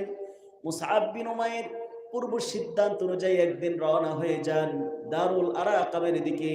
দারুল আরকাম, রাসূল করিম সাল্লাল্লাহু আলাইহি সাল্লামের কাছে চলে আসেন। মুসআব বিন উমাইর কুরাইশদের যুবক সন্তান, এমন সন্তান ছিল, এমন ধনী পরিবারের সন্তান ছিল, একমাত্র আদরের সন্তান ছিল মা বাবার, যার কারণে মা বাবা তাকে সবচেয়ে দামি দামি পোশাক পরিধান করাতেন। সিরাতের কিতাব এসেছে মুসআব বিন উমাইর পৃথিবীর সবচেয়ে বিখ্যাত জুতা পরতেন। সেই তৎকালীন যুগে ইয়েমেনের জুতা ছিল বিশ্ববিখ্যাত জুতা। তার মা বাবা যুবককে ইয়েমেন থেকে জুতা এনে বিশ্ববিখ্যাত জুতা পরাতেন, সবচেয়ে দামি দামি জুব্বা পরাতেন, সবচেয়ে দামি আতর ব্যবহার করাতেন। মুসআব বিন উমাইর কোন রাস্তাতে যখন হেঁটে যেতেন, পরবর্তীতে কেউ এই রাস্তা দিয়ে আসলে বুঝতে পারত কিছুক্ষণ আগে মনে হয় কুরাইশদের যুবক সন্তান মুসআব বিন উমাইর রাস্তায় হেঁটে গিয়েছে। এত দামি আতর তিনি ব্যবহার করতেন। সুদর্শন সুন্দর যুবক সন্তান একদিন আল্লাহর হাবিবের কাছে দারুল আরকামে আসলেন। এমন সময় সন্ধ্যার সময় দারুল আরকাম মুসআব বিন উমাইর আসলেন। যুবকটি দারুল আরকামে আসার সাথে সাথে রাসূলুল্লাহ সাল্লাল্লাহু আলাইহি সাল্লামের উপর তখন ওয়াহী নাজিল হলো। জিবরিল আমিন কোরআন নিয়ে আসলেন। রাসূল করিম সাল্লাল্লাহু আলাইহি সাল্লাম কোরআন কারীমের আয়াতগুলো সাহাবায়ে কেরামকে শোনাচ্ছেন, ব্যাখ্যা করছেন। সেই সময় মুসআব বিন উমাইর আসলেন। আল্লাহর আখিরি নবী, সকল নবীদের মাথার তাজ, আমার নূর নবীজি মুহাম্মদ সাল্লাল্লাহু আলাইহি ওয়াসাল্লাম মুসআব বিন উমাইরকে স্বাগত জানালেন। একটি হাত, নূরের হাত মোবারক মুসআব বিন উমাইরের বুকে রাখলেন। মুসআব বিন উমাইর ইসলাম কবুল করার পর বর্ণনা করেছেন, যেদিন আমি বিশ্ব মানবতার মুক্তির সনদ মুহাম্মদ সাল্লাল্লাহু আলাইহি সাল্লামের নূরের কদমে গিয়েছিলাম, তখন আমি ঈমান আনি নাই। আল্লাহর হাবিব যখন আমার বুকে আল্লাহর হাবিবের নূরের একটি হস্ত মোবারক রেখেছিলেন, আমার সারা দেহে মাথা থেকে পায়ের তালু পর্যন্ত প্রশান্তির ঝর্ণা ধারা আমার দেহে বইতে শুরু করেছিল। রাসূল করিম সাল্লাল্লাহু আলাইহি ওয়াসাল্লামের পবিত্র নূরময় জবান থেকে যখন আমি কোরআন কারীমের কয়েকটি আয়াত শুনছিলাম, আমার হৃদয় প্রশান্ত হচ্ছিল। প্রশান্তির মহাসমুদ্রে আমি ডুবে গেলাম। কোন সময়ে যেন আমি কোন প্রশ্ন, অধিকাংশ প্রশ্ন ছিল আমার, প্রচুর প্রশ্ন আমি মনের অন্তরে নিয়ে রাসূলুল্লাহর কদমে হাজির হয়েছিলাম, কিন্তু সমস্ত প্রশ্ন আমি ভুলে গেলাম। সাথে সাথে আল্লাহর হাবিবকে ডাক দিয়ে বললাম, রাগ ডাক না রেখে বললাম, ইয়া রাসূলুল্লাহ, ইয়া হাবিবাল্লাহ সাল্লাল্লাহু আলাইহি ওয়াসাল্লাম, হুজুর গো, আমার আর কোনো প্রশ্ন নাই, বিনা প্রশ্নে আমি ইসলাম কবুল করতে চাই। আপনি যদি আপনার নূরের একটি হস্ত মোবারক আমার দিকে বাড়িয়ে দিতেন, আপনার নূরের হাতে হাত রেখে আমি মুসআব এই মুহূর্তে কালেমা পড়ে মুসলমান হয়ে যেতে চাই। বিশ্ব মানবতার মুক্তির সনদ আল্লাহর আখিরি নবী আমার প্রিয় নবীজি মুহাম্মদুর রাসূলুল্লাহ সাল্লাল্লাহু আলাইহি ওয়াসাল্লাম নূরের হস্ত মোবারক সামনের দিকে বাড়িয়ে দিলেন। মুসআব বিন উমাইর রাসূল করিম সাল্লাল্লাহু আলাইহি সাল্লামের নূরের হাতে হাত রেখে ইসলাম কবুল করলেন, সাক্ষ্য দিয়ে দিলেন। পড়ুন সবাই উচ্চ কণ্ঠে, আশহাদু আল্লা ইলাহা ইল্লাল্লাহু ওয়া আশহাদু আন্না মুহাম্মাদান আবদুহু ওয়া রাসূলুহু। মুসআব বিন উমাইর কালেমা শাহাদাত পড়লেন, মুসলমান হয়ে গেলেন। মুসলমান হয়ে আল্লাহর হাবিবের দরবার থেকে বাড়িতে চলে গেলেন, কিন্তু ইমানের কথাটি বাড়িতে প্রকাশ করলেন না। কারণ মুসআব বিন উমাইর জানতেন, যদি আমি ইসলামের কথা, ইমানের কথা বাড়িতে প্রকাশ করি, যেভাবে বেলাল নির্যাতিত হয়েছে সেভাবে আমাকে নির্যাতিত হতে হবে। সেজন্য ইমানের বিষয়টি গোপন রাখলেন। বেলালের কথাটি কেন আনলেন?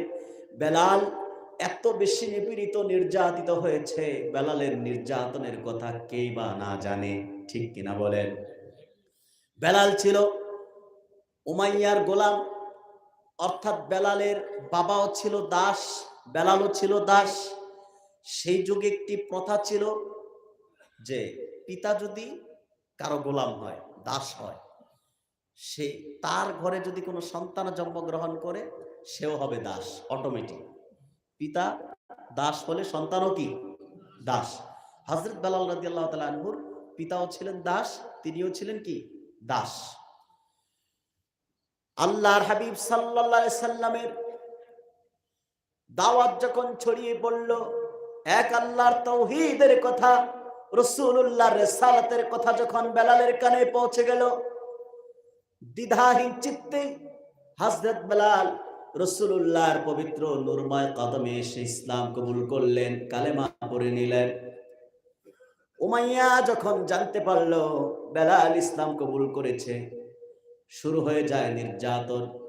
কত বেশি নির্যাতন হয়েছে, কোন মুসলমানের কলিজা ঠিক থাকবে না যদি বেলালের নির্যাতনের কথা মনোযোগ দিয়ে শোনে।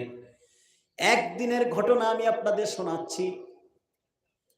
আরবের আকাশে সূর্যের এত বেশি উত্তাপ ছিল, সূর্যের উত্তাপের কারণে আরবের মরুভূমির বালিকণাগুলো টগবগিয়ে ফুটে উঠছিল। ঠিক সে সময় পাপিষ্ঠ উমাইয়ার লোক দলবল হযরত বেলালকে মরুভূমিতে নিয়ে গেল। বেলালের বুকে একটি পাথর রাখা হলো, ভারী পাথর।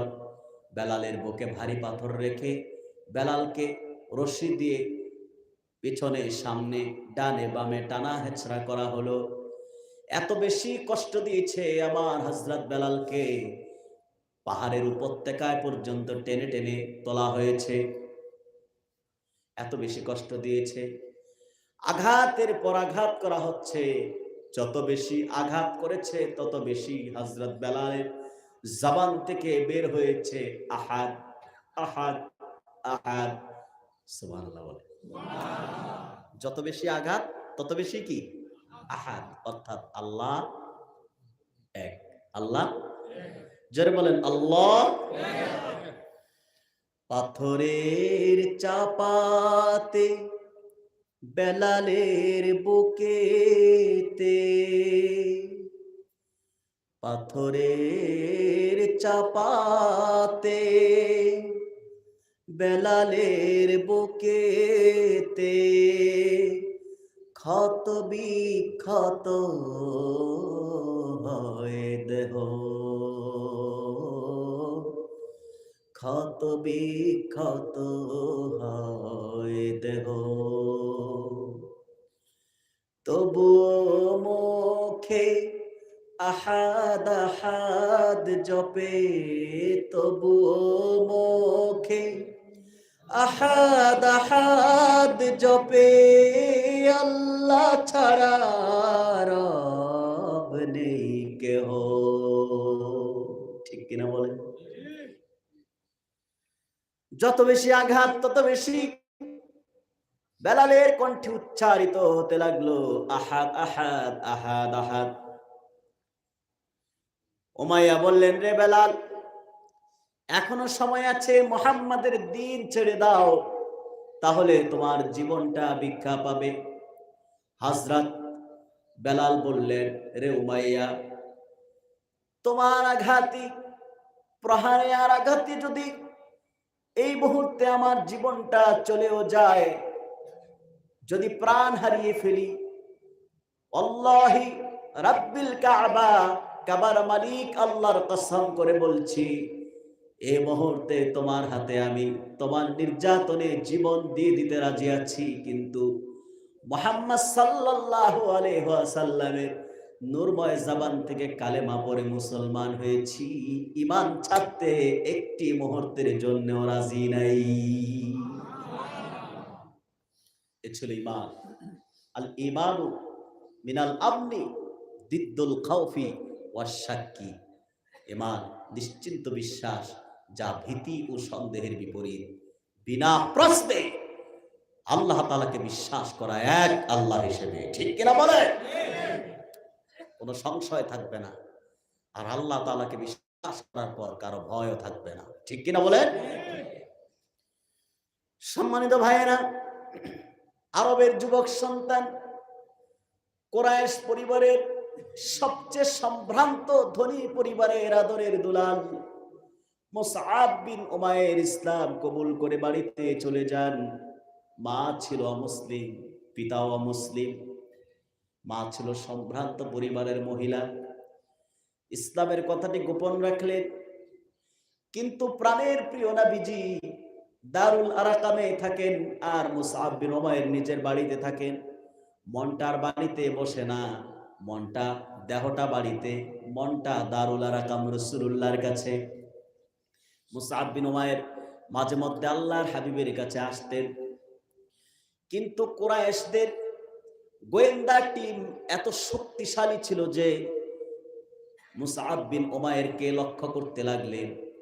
একদিন মুসআব বিন উমাইর দারুল আরাকাম আল্লাহর হাবিবের সঙ্গে সাক্ষাৎ লাভের আশায় রওনা হয়ে গেল। কুরাইশদের গোয়েন্দা সংস্থার সদস্য মুসআব বিন উমাইরের পিছু নিল।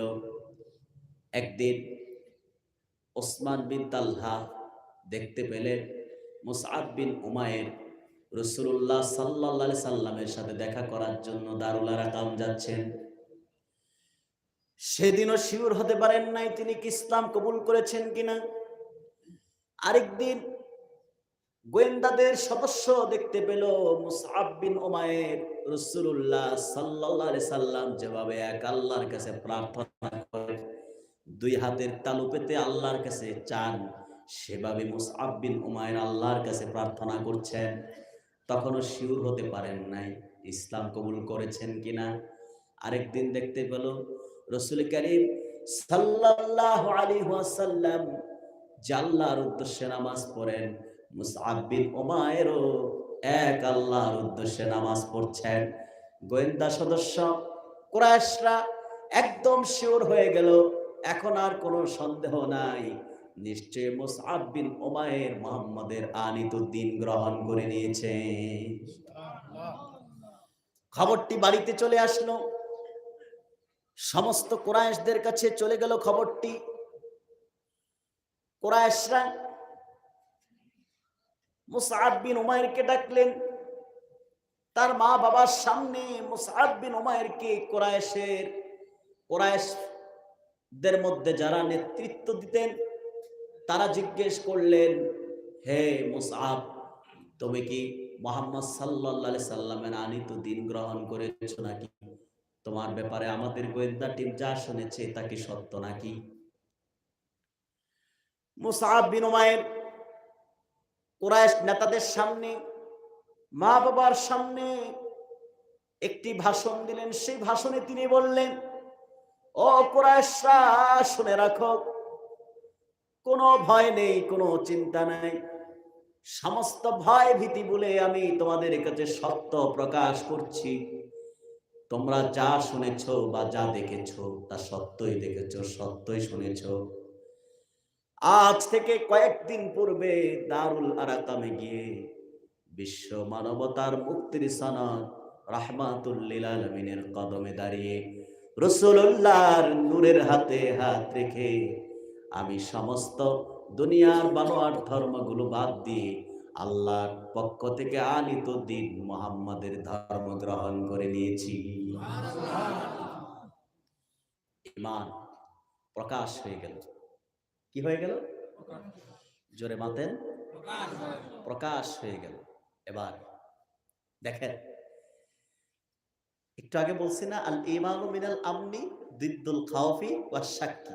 ঈমান হবে ভীতি ও সন্দেহের বিপরীত, কোনো ভয় থাকবে না। শুরু হয়ে গেল নির্যাতন মুসআব বিন উমাইরের উপর। নির্যাতনটা বাহির থেকে না, ঘর থেকে। ইমানের কথা শোনার পরেই মুসআব বিন উমাইরকে নির্যাতন শুরু হলো। আপন মা, যে মা 10 মাস গর্ভে ধারণ করেছে, সন্তানকে গর্ভে ধারণ করতে যে কলিজা ছিঁড়া বেদনা মা সহ্য করেছেন, সে মা মুসআব বিন উমাইরের ইমানের কথা শুনে ঘরের লোকজনকে ডাক দিয়ে বললেন, বাড়ির যারা কামলা ছিলেন তাদেরকে ডাক দিয়ে বললেন, ও আমার বাড়ির লোকজন, বন্দী করো আমার একমাত্র সন্তান মুসআবকে, এই মুহূর্তে বেঁধে ফেলো হাত পা, বন্দী করে দাও। আজ থেকে খাবার দাবার নিষিদ্ধ, তার জন্য খাবার দাবার বন্ধ করে দাও। মায়ের নির্দেশে কুরাইশদের যুবক সন্তান মুসআব বিন উমাইরকে বাড়ির লোকজন হাত পা বেঁধে বন্দী করে ফেলেন, খাবার দাবার বন্ধ করে দেন। মুসআব বিন উমাইর কোনো কষ্ট নাই, কষ্ট একটাই, হাত পা বেঁধে ফেলার কারণে, বন্দী হওয়ার কারণে আপন নবী নূর নবীর কদমে যেতে পারেন না, এটাই কষ্ট। সম্মানিত ভাইয়েরা, কয়েকদিন যাওয়ার পর মা আরো পাষাণ হলেও 10 মাস গর্ভে ধারণ করেছে, তার তো কষ্ট লাগে সন্তানের জন্য। মা ডাক দিয়া বলে, রে বাড়ির লোকজন, কিছু সময়ের জন্য আমার কলিজার টুকরা সন্তানটাকে ছেড়ে দাও, তাকে খাবার দাবার দাও। হাতের বাঁধন পায়ের বাঁধন খোলার পর মুসআব বিন উমাইর কয়েকদিনের ক্ষুধার্ত, কিন্তু ক্ষুধার কথা চিন্তা করলেন না। তিনি দেরি আর না করে রওনা হয়ে যান দারুল আরাকামে রাসূলুল্লাহ সাল্লাল্লাহু আলাইহি ওয়াসাল্লামের নূরের কদমে। কেমন ভালোবাসতেন আমার রাসূলকে, সুবহানাল্লাহ। ১,৫০০ বছর আগের মানুষগুলো আমার নূর নবীকে কতটা ভালোবাসতেন। মুসআব বিন উমাইর রওনা হয়ে যান। কয়েকদিনের ক্ষুধার্ত, খাবারের কোনো চিন্তা নাই, জলদি আল্লাহর হাবিবের কদমে চলে যান। নূর নবীর কদমে যে আল্লাহর হাবিবের নূরময় চেহারা মুবারক দেখে কয়েকদিনের ক্ষুধার যন্ত্রণা মুসআব বিন উমাইর নিবারণ করে নেয়। রাসূলুল্লাহকে দেখলে পেটের ক্ষুধা চলে যেত, মনের অশান্তি দূর হয়ে যেত। রাসূলুল্লাহ সূর্য এবং চন্দ্রের চেয়ে উজ্জ্বল চেহারা মোবারক দেখলে, ঠিক কিনা বলে? আল্লাহর হাবিবের কাছ থেকে চলে আসলেন আমার বাড়িতে, এসে চিন্তা করলেন, আবার তো আমাকে বন্দী করবে, নূর নবীর কদমে যেতে দিবে না, ঈমান ছাড়ার জন্য নির্যাতন করবে। মুসআব বিন উমাইর শুনতে পেলেন মক্কাতুল মুকাররমায় কুরাইশদের নিপীড়ন নির্যাতনের কারণে রাসূলুল্লাহর সাহাবীরা থাকতে পারছেন না। একদল সাহাবী আবিসিনিয়ায় হিজরত করছেন, বাদশাহ নাজ্জাশীর কাছে চলে যাচ্ছেন। সেই সাহাবী, হিজরতকারী সাহাবীদের সঙ্গে মুসআব বিন উমাইর আবিসিনিয়ায় চলে গেলেন। কিন্তু আবিসিনিয়ায় যেও মনটা ঠিক নাই, রাসূলুল্লাহ আছেন মক্কায় দারুল আরাকাম। মক্কার কুরাইশরা আবিসিনিয়ায় তাদের সদস্য পাঠিয়ে দিল, গোয়েন্দা টিম, যারা যে মিথ্যা সংবাদ দিলেন, মক্কায় আর নির্যাতন নাই, মক্কায় নিপীড়ন নাই, মক্কায় কোনো মুসলমানদের উপর নির্যাতন হয় না। রাসূলুল্লাহর সাহাবীরা নিজেদের স্বার্থমতো আমল করতে পারে, ইসলামী জিন্দেগি যাপন করতে পারে, কোনো সমস্যা নাই, বাধা নাই। সম্মানিত ভাইয়েরা, কিছু সাহাবী আবার মক্কার দিক রওনা হয়ে যায়। মুসআব বিন উমাইর তাদের সঙ্গে মক্কাতুল মুকাররমায় আসেন। কয়েক বছর পরের কথা বলছি। মুসআব ইসলাম কবুল করার পর যার দেহে যার শরীরে বিশ্বের সবচেয়ে দামি পোশাক থাকতো, বিশ্বের সবচেয়ে দামি আতর ব্যবহার করত, বিশ্বের সবচেয়ে বিখ্যাত জুতা পরতো, সেই যুবকটি যখন সাহাবায়ে কেরাম মসজিদ নববী শরীফ, সাহাবায়ে কেরাম রাসূলুল্লাহর সামনে মসজিদে নববীতে বসে আছেন, দেখতে পান মুসআব বিন উমাইর হেঁটে যাচ্ছেন। মুসআব বিন উমাইরের গায়ে একটি তালি যুক্ত জুব্বা। আল্লাহর হাবিব আমার প্রিয় নবীজি, নূর নবীজি মুহাম্মদ সাল্লাল্লাহু আলাইহি ওয়াসাল্লামের সাহাবায়ে কেরাম মাথা নত করে ফেললেন। যেই যুবক রাস্তা দিয়ে হেঁটে গেলে আতরের গ্রাম পাওয়া যেত, যে যুবক বিশ্ববিখ্যাত জুতা পরতো, সে যুবকের গায়ে একটি মাত্র তালিযুক্ত পোশাক। সাহাবায়ে কেরাম মাথাটি নত করে ফেললেন লজ্জায়। রাসূল করিম সাল্লাল্লাহু আলাইহি সাল্লামের সামনে দিয়ে মুসআব চলে গেল। সম্মানিত ভাইয়েরা, মুসআব বিন উমাইর উহুদের ময়দানে চলে গেল। ইসলামের ঝান্ডা হাতে ধারণ করে কুরাইশদের বিরুদ্ধে মুসআব বিন উমাইর লড়াই করতে লাগলেন। হঠাৎ করে কুরাইশরা আল্লাহর হাবিব নবীজি মুহাম্মদ সাল্লাল্লাহু আলাইহি সাল্লামের দিকে বৃষ্টির মতো তীর নিক্ষেপ করতে লাগলো। রাসূল করিম সাল্লাল্লাহু আলাইহি সাল্লামের দাঁত মুবারক উহুদের ময়দানে শহীদ হয়ে যায়। রাসূলুল্লাহ রক্ত ঝরে যায় উহুদের ময়দানে। আল্লাহর হাবিবকে রক্ষা করার জন্য, সেভ করার জন্য, হেফাজত করার জন্য দুইজন সাহাবী চলে আসেন আল্লাহর হাবিবের সামনে। তাদের মধ্যে একজন হলো প্রথম কাতারে যুবক সাহাবী আবু তালহা।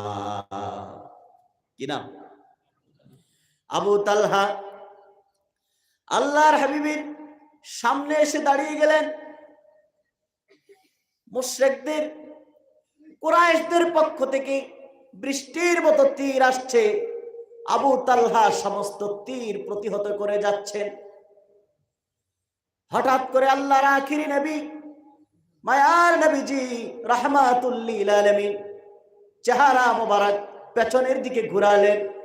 হযরত আবু তালহা রাসূলুল্লাহর প্রেমে উজ্জীবিত হয়ে আল্লাহর হাবিবকে ডাক দিয়ে বললেন, ইয়া নবী আল্লাহ বিআবি আনতা ওয়া উম্মি লা তুশরিক ইউসিবুকা সাহমুন মিন সিহামিল কওম নাহরিদুনা নাহরিকা।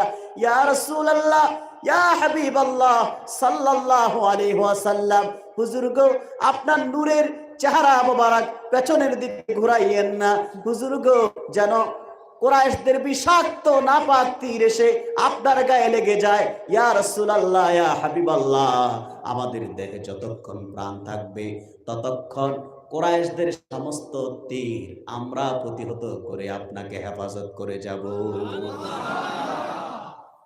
এই ছিল ভালোবাসা রাসূলুল্লাহর প্রতি, ঠিক কিনা? জীবনের চেয়ে বেশি আল্লাহর হাবিবকে ভালোবাসতেন, ঠিক না বেটি? আমরা কি সেই ভালোবাসা অর্জন করতে পেরেছি? পারি নাই। সাহাবায়ে কেরাম আমার নবীকে নিজের জীবনের চেয়ে অধিক বেশি ভালোবাসতেন। উহুদ যুদ্ধে বনু দিনার গোত্রের একজন মহিলা স্বামী শহীদ হন, পিতাও শহীদ হয়ে যান, ভাই ছিল একজন, ভাইও শহীদ হয়ে গেছে, সন্তান ছিল একটা, শহীদ হয়ে গেছে। একজন মহিলা, চারজন সদস্য শেষ উহুদের ময়দানে। মহিলাটি কি ঠিক থাকতে পারে? কথা বলে না। একদিনে আপনজন চারজন দুনিয়ার থেকে বিদায় নিল, শহীদ হয়ে গেল। শোকে কাতর হয়ে গেলেন দিনার গোত্রের সেই মহিলা। তাকে সান্ত্বনা দেওয়ার জন্য রাসূল করিম সাল্লাল্লাহু আলাইহি সাল্লামের সাহাবীদের একটি টিম তার বাড়িতে গেল। মহিলাকে যে বললেন, সমবেদনা জানাতে গেলেন। মহিলাটি সাহাবায়ে কেরামকে দেখে কি বলছে জানেন? সুবহানাল্লাহ। বানু দিনার গোত্রের সেই মহিলা বললেন, ও আল্লাহর হাবিবের সাহাবায়ে কেরাম, উহুদের ময়দানে জীবনের সবচেয়ে বড় ভরসা, জীবন সঙ্গী স্বামীকে হারিয়েছি, প্রাণের স্বামী হারিয়েছি, পিতাকে হারিয়েছি, ভাইয়ের কাছে আশ্রয় নিতাম, সে ভাইটাকে হারিয়ে ফেলেছি। একমাত্র সন্তান ছিল, স্বামী নাই, পিতা নাই, ভাই নাই, সন্তানের কাছেই ছিল আমার আশ্রয়স্থল। কিন্তু সন্তানটাকেও উহুদের ময়দানে হারিয়ে ফেলেছি। তোমরা আমাকে সমবেদনা জানাতে এসেছো, খুশি হয়েছে আমি। কিন্তু সাহাবায়ে কেরাম, তোমরা আমাকে আগে জানাও, আল্লাহর আখিরি নবী, মায়ার নবী, রাহমাতুল লিল আলামিন, নূর নবী কেমন আছেন? সুবহানাল্লাহ বলেন। যে মহিলা প্রাণের স্বামী চলে গেল উহুদের ময়দানে, ভাইও চলে গেল, সন্তানও হারিয়ে গেল, পিতাও জীবন দিল, সে মহিলা নিজের কি হবে ভবিষ্যৎটা চিন্তা করছেন না। মুনাফিক নেতা আব্দুল্লাহ ইবনে উবাই ইবনে সালুল উহুদের ময়দানে রাসূলুল্লাহর যখন দান্ডার মোবারক শহীদ হয়ে যায়, হুজুর যখন আহত হয়ে যান, রক্তাক্ত হয়ে মাটিতে পড়ে যান, আল্লাহর হাবিব সাল্লাল্লাহু আলাইহি সাল্লামের বিরুদ্ধে মুনাফিক নেতা আব্দুল্লাহ ইবনে উবাই ইবনে সালুল গোটা মদিনায় অপপ্রচার ছড়িয়ে দিয়েছে, মিথ্যা সংবাদ গুজব ছড়িয়ে দিয়েছে। উহুদের ময়দানে আল্লাহর রাসূল মুহাম্মদ সাল্লাল্লাহু আলাইহি সাল্লাম শহীদ হয়ে গেছে। মহিলার মাথা ঠিক নাই। বনু দিনার গোত্রের মহিলা দিক বেদিক দৌড়াতে লাগলো আর বললেন, রে সাহাবীরা, তোমরা আমাকে জানাও মুহাম্মদ সাল্লাল্লাহু আলাইহি সাল্লাম কেমন আছেন? সাহাবায়ে কেরাম বললেন, আল্লাহর আখিরি নবী মুহাম্মদ সাল্লাল্লাহু আলাইহি ওয়াসাল্লাম ভালো আছেন।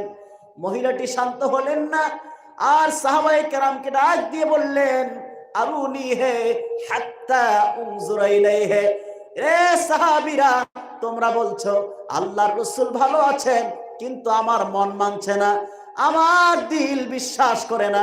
আমি আমার চোখ দিয়ে আল্লাহর হাবিবের পবিত্র নূরের চেহারা মোবারক দেখে আমার অশান্ত হৃদয়টাকে প্রশান্ত করতে চাই।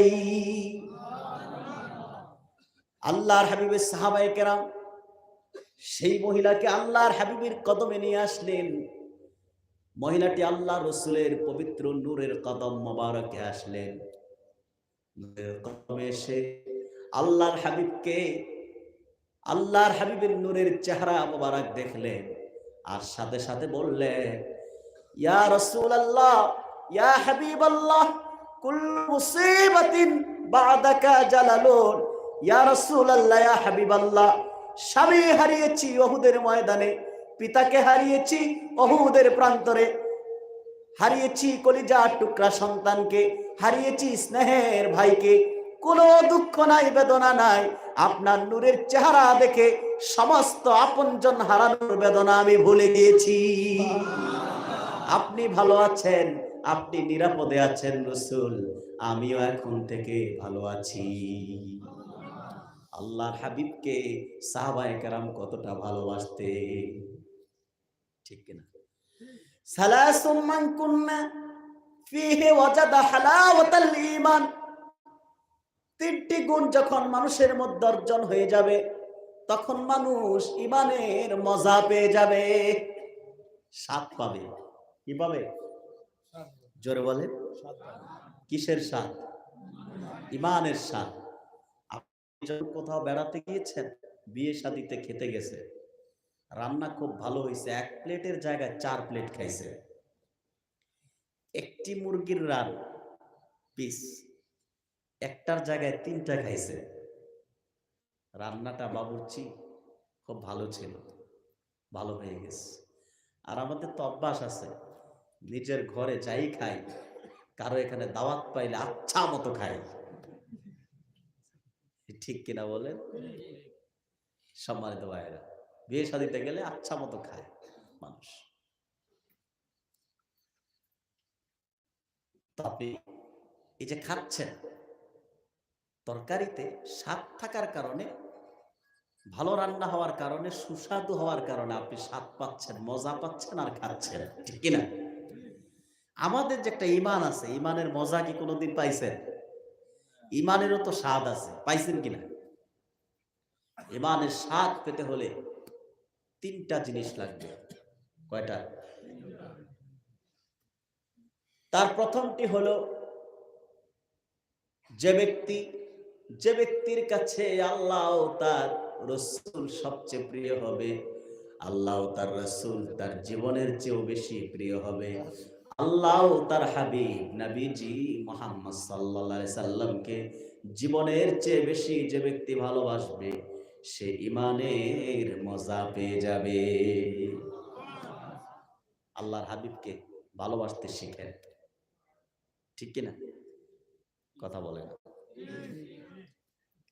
এই যে টানটুর পীর সাহেব কেবলা আব্দুল আজিজ রহমতুল্লাহ, শাহ সুফি আল্লামা আব্দুল আজিজ রহমতুল্লাহ আহলে সুন্নতের প্রচার করে গেছেন, মানুষকে কিভাবে আশিক রসুল বানানো যায় সে চেষ্টাই তো করে গেছে, ঠিক কিনা? টানটুর পীর সাহেব কেবলা গণ কি করেছে, কিভাবে মানুষকে আখেরাত মুখে বানানো যায়, কিভাবে মানুষকে আশেক বানানো যায় রসুল্লাহ, সেই চেষ্টাই তো সারা জীবন করে গেছে। যোগ্য একজন আওলাদ রেখে গেছে। আমি বিনীতভাবে আপনাদের বলবো, আপনারা টানটুর দরবার শরীফের পীর সাহেব কেবলাদয়ের রুহানি ফয়েজ প্রাপ্ত এই আওলাদকে ধরে রাখবেন, ওনার নির্দেশনা অনুযায়ী চলবেন, মানবেন। রাজি আছে? সম্মানিত ভাইরা, বলছিলাম যে রাসূল করিম সাল্লাল্লাহু আলাইহি সাল্লামকে মহিলা দেখেই বললেন, হুজুর আমার আর কোনো দুঃখ নাই, কোনো বেদনা নাই, কোনো কষ্ট নাই। কোথায় যাচ্ছেন আপনারা? কিছুক্ষণের মধ্যেই তো আমরা মোনাজাত করব। এই যে মাঝখান থেকে আপনি দুই একজন ওঠেন, এতে তো ওয়াজে অন্য মানুষ কষ্ট পায়, ঠিক কিনা? আমি খুব দ্রুত আর ৫-৭ মিনিটের ভিতরে বক্তব্য সমাপ্ত করছি, তারপরে আমাদের পীর সাহেব মোনাজাত করবেন, কথা বলবেন, মোনাজাত করবেন। কি বলেন? আমি ঘটনাটি শেষ করি, করব? প্রিয় ভাইরা, হযরত মুসআব বিন উমাইর ইসলাম কবুল করলেন, আবিসিনিয়ায় চলে গেলেন। কোথায়? মা যখন বদ্দি থেকে ছাড়লেন, কোথায় গেলেন? আবিসিনিয়ায়। আবিসিনিয়া থেকে আবার ফিরে আসলেন। ফিরে এসে এভাবে চলে গেল কয়েক বছর। ওহুদের ময়দানে যখন সাহাবায়ে কেরাম গেলেন, ওহুদের ময়দানে ইসলাম ঝান্ডা হাতে ধারণ করে মুসআব বিন উমাইর চলে গেল। কাফেরদের পক্ষ থেকে, কুরাইশদের পক্ষ থেকে তীর আসতেছে, সমস্ত তীর প্রতিহত করছেন আবু তালহা এবং মুসআব বিন উমাইর। হঠাৎ করে কুরাইশদের যুবক সন্তান মুসআব বিন উমাইর অত্যন্ত সুন্দর ছিলেন, সুদক্ষ ছিল। মুসআব বিন উমাইরকে টার্গেট করে ফেললেন কুরাইশরা। একটার পর একটা বর্ষা দিয়ে আঘাত শুরু করলেন যুবক সাহাবী মুসআব বিন উমাইরকে। কুরাইশদের যুবকের বর্ষার আঘাতে মুসআব বিন উমাইরের ডান হাতটি দেহ থেকে বিচ্ছিন্ন হয়ে যায়, ডান হাতটি কেটে পড়ে যায় মাটিতে। মুসআব বিন উমাইর বাম হাতে ইসলামের ঝান্ডা ধারণ করলেন, ওহুদের ময়দানে অগ্রসর হলে শত্রুকে পরাজিত করার জন্য লড়াই করতে লাগলেন। আরেকজন যুবক এসে বাম হাত বরাবর বর্ষা দিয়ে আঘাত করলেন। বর্ষার আঘাতে মুসআব বিন উমাইরের বাম হাতটিও দেহ থেকে বিচ্ছিন্ন হয়ে যায়। আমার প্রিয় ভাইয়েরা, মুসআব বিন উমাইরের এবার দুই হাত দেহ থেকে বিচ্ছিন্ন হয়ে যায়। আরেকজন মুশরিক যুবক এসে মুসআব বিন উমাইরকে তীর নিক্ষেপ করলো বুকটা বরাবর। কুরাইশদের তীরের আঘাতে মুসআব বিন উমাইরের বুকটি এপুর উপর হয়ে যায়। এফুর উফুর যখন হয়ে যায়, মুসআব বিন উমাইর সঙ্গে সঙ্গে শাহাদাতের মর্যাদা লাভ করেন। দেহটা মাটিতে লুটায় পড়ে যায়। উহুদের ময়দানে উহুদ যুদ্ধ শেষ। আল্লাহর আখিরি নবী, মায়ার নবী রাহমাতুল লিল আলামিন উহুদের ময়দানের লাশগুলো গণনা করছেন। মুসলমানদের সাহাবীদের লাশগুলো গণনা করে যাচ্ছেন। উহুদের ময়দানে আল্লাহর হাবিবের আপন চাচা হযরত হামজা শাহাদাত বরণ করেছিলেন। আবু জেহেলের স্ত্রী হযরত হামজার বুকটা ছিঁড়ে কলিজা বের করেছিল, কাঁচা চর্বণ করেছিল। আবু জেহেলের স্ত্রী হযরত হামজাকে শহীদ হওয়ার পর নাক কান কেটে দিয়েছিল, মালা বানিয়ে গলায় পরিধান করে উল্লাস করেছিল। রাসূলুল্লাহ আপন চাচার শাহাদাতে অত বেশি কষ্ট পান নাই যখন হযরত মুসআব বিন উমাইর যুবকের লাশ দেখতে পেলেন। অত্যন্ত সুন্দর সুদর্শন যুবকের দেহটাতে শত শত তীরের নিক্ষেপ, তীরের আঘাতের চিহ্ন দেখা যায়। সুন্দর দেহটা কালো হয়ে যায়। রাসূলুল্লাহ সাল্লাল্লাহু আলাইহি সাল্লাম মুসআব বিন উমাইরের লাশটি দেখে অঝর ধারা কান্না শুরু করলেন। নূর নবীর পবিত্র চক্ষু মোবারক থেকে মুক্তার চেয়ে দামি অশ্রু ঝরতে শুরু করলো।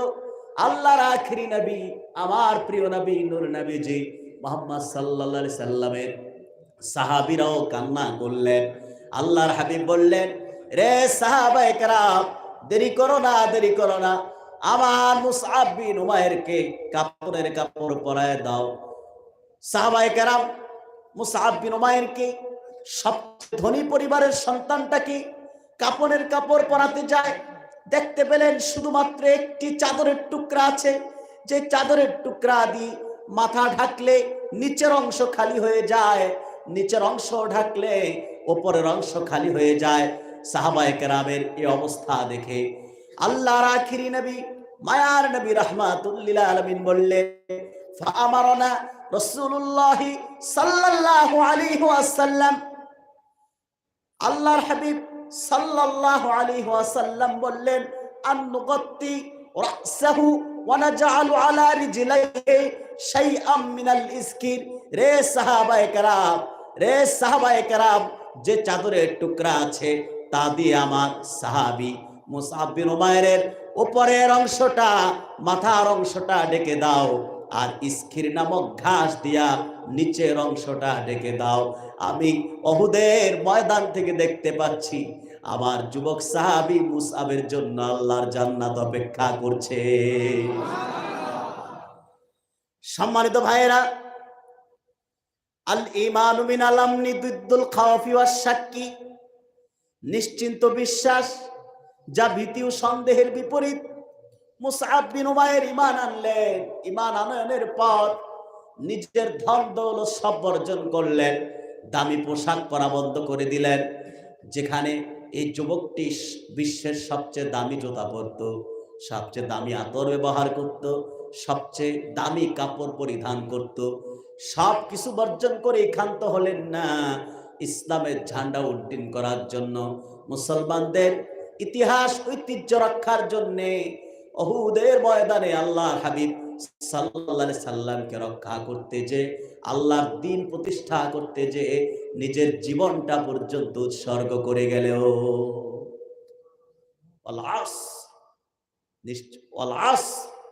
কালের শপথ, ইন্নাল ইনসানা লাফি খুসর, নিশ্চয়ই সকল মানুষ অবশ্যই ক্ষতির মধ্যে রয়েছে, ঠিক কিনা? তবে কয়টি গুণ বিশিষ্ট মানুষ ব্যতীত? চারটি। কয়টি? জোরে বলে। এখনো আমি স্টেজ থেকে নামলাম না, ওয়াজ বলে গেলে চলবে? সবাই ক্ষতির মধ্যে আছে, তবে চারটি গুণ যাদের আছে তারা বেঁচে গেছে, ঠিক কিনা? প্রথম গুণ কি? আওয়াজ করে বলেন না একটু। আপনাদের এই ওয়াজ সারা ওয়ার্ল্ডে দেখছে, আমাদের দেশ বাংলাদেশেও দেখছে। তা আপনারা যদি কথা না বলেন, বাংলাদেশে তো আমরা ওয়াজ করি, হাজার হাজার মানুষ থাকে, আওয়াজ হয় বেশি। তো বাংলাদেশের মানুষ মনে করবে কোথায় ওয়াজ করছে, কবরস্থানে নাকি? তা আপনারা একটু কথা তো বলবেন। প্রথমটা কি? আর একটু আওয়াজ করে বলা যায় না? আর একটু আওয়াজ হলে তো বাংলাদেশেই চলে যাবে আওয়াজ।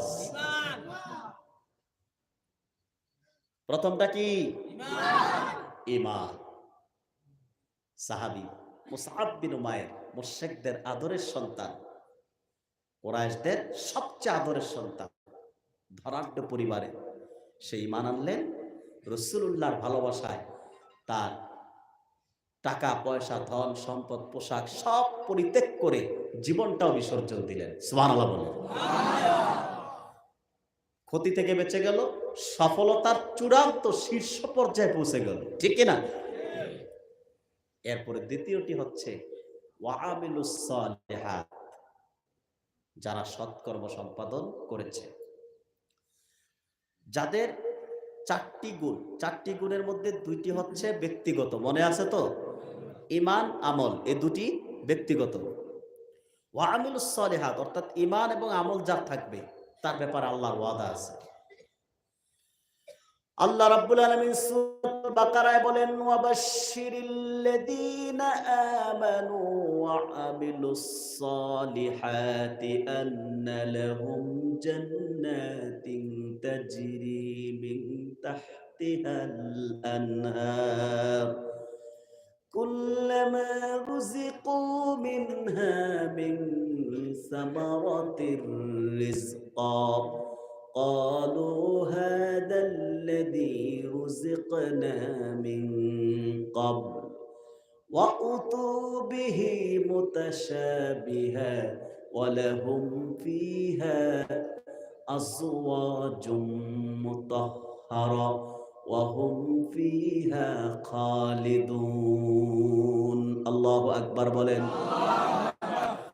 আল্লাহ রাব্বুল আলামিন বলেন, যারা ঈমান এনেছে, ঈমান আনবে, সৎকর্ম সম্পাদন করবে, হাবিব আপনি তাদেরকে সুসংবাদ শুনিয়ে দিন যে আল্লাহ পাক তাদেরকে জান্নাত দান করবেন। সুবহানাল্লাহ বলেন।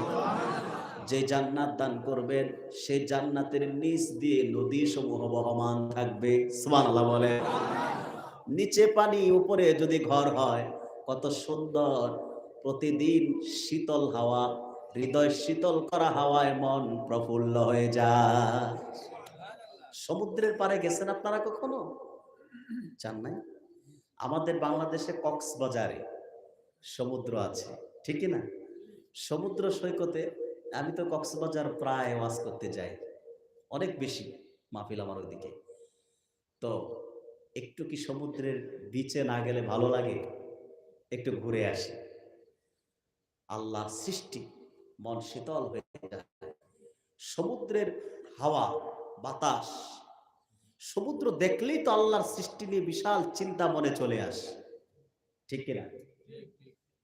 সম্মানিত ভাইরা, তো সমুদ্রের উপর যদি নিচে সমুদ্র, নিচে নদী, নদীর উপর আপনারা ব্রিজ পার হন না? বড় সেতু, বড় সেতু তো পার হন, অনেক ভালো লাগে না? অনেকে সেতু দেখে আপনার সেলফি তোলে সেতুতে দাঁড়িয়ে, ঠিক না? আমাদের দেশে নতুন হয়েছে পদ্মা সেতু। কি সেতু? যে পদ্মার ইলিশ আপনাদের দেশে আসে। ওই পদ্মা সেতু যখন হয়েছে তখন ফেসবুকে ঢুকলেই দেখতাম প্রতিদিন শুধু সেলফির স্ট্যাটাস, মানুষ দেখতে যায় আর সেলফি উঠায়। তো নদীর উপরে যখন ঘর থাকবে, বাড়ি, জান্নাত, সেটা কেমন লাগবে? আবারও সেটা দুনিয়ার ঘর না, আল্লাহর বেহেশতের ঘর। সুবহানাল্লাহ। শুধু তাই না, ঘরে কি একা থাকতে ভালো লাগে? কথা বলে না। ঘরে পরিবারের সাথে থাকলে যখন বয়স হয়, বিয়ের বয়স হয়, তখন আর একা ভাল লাগে?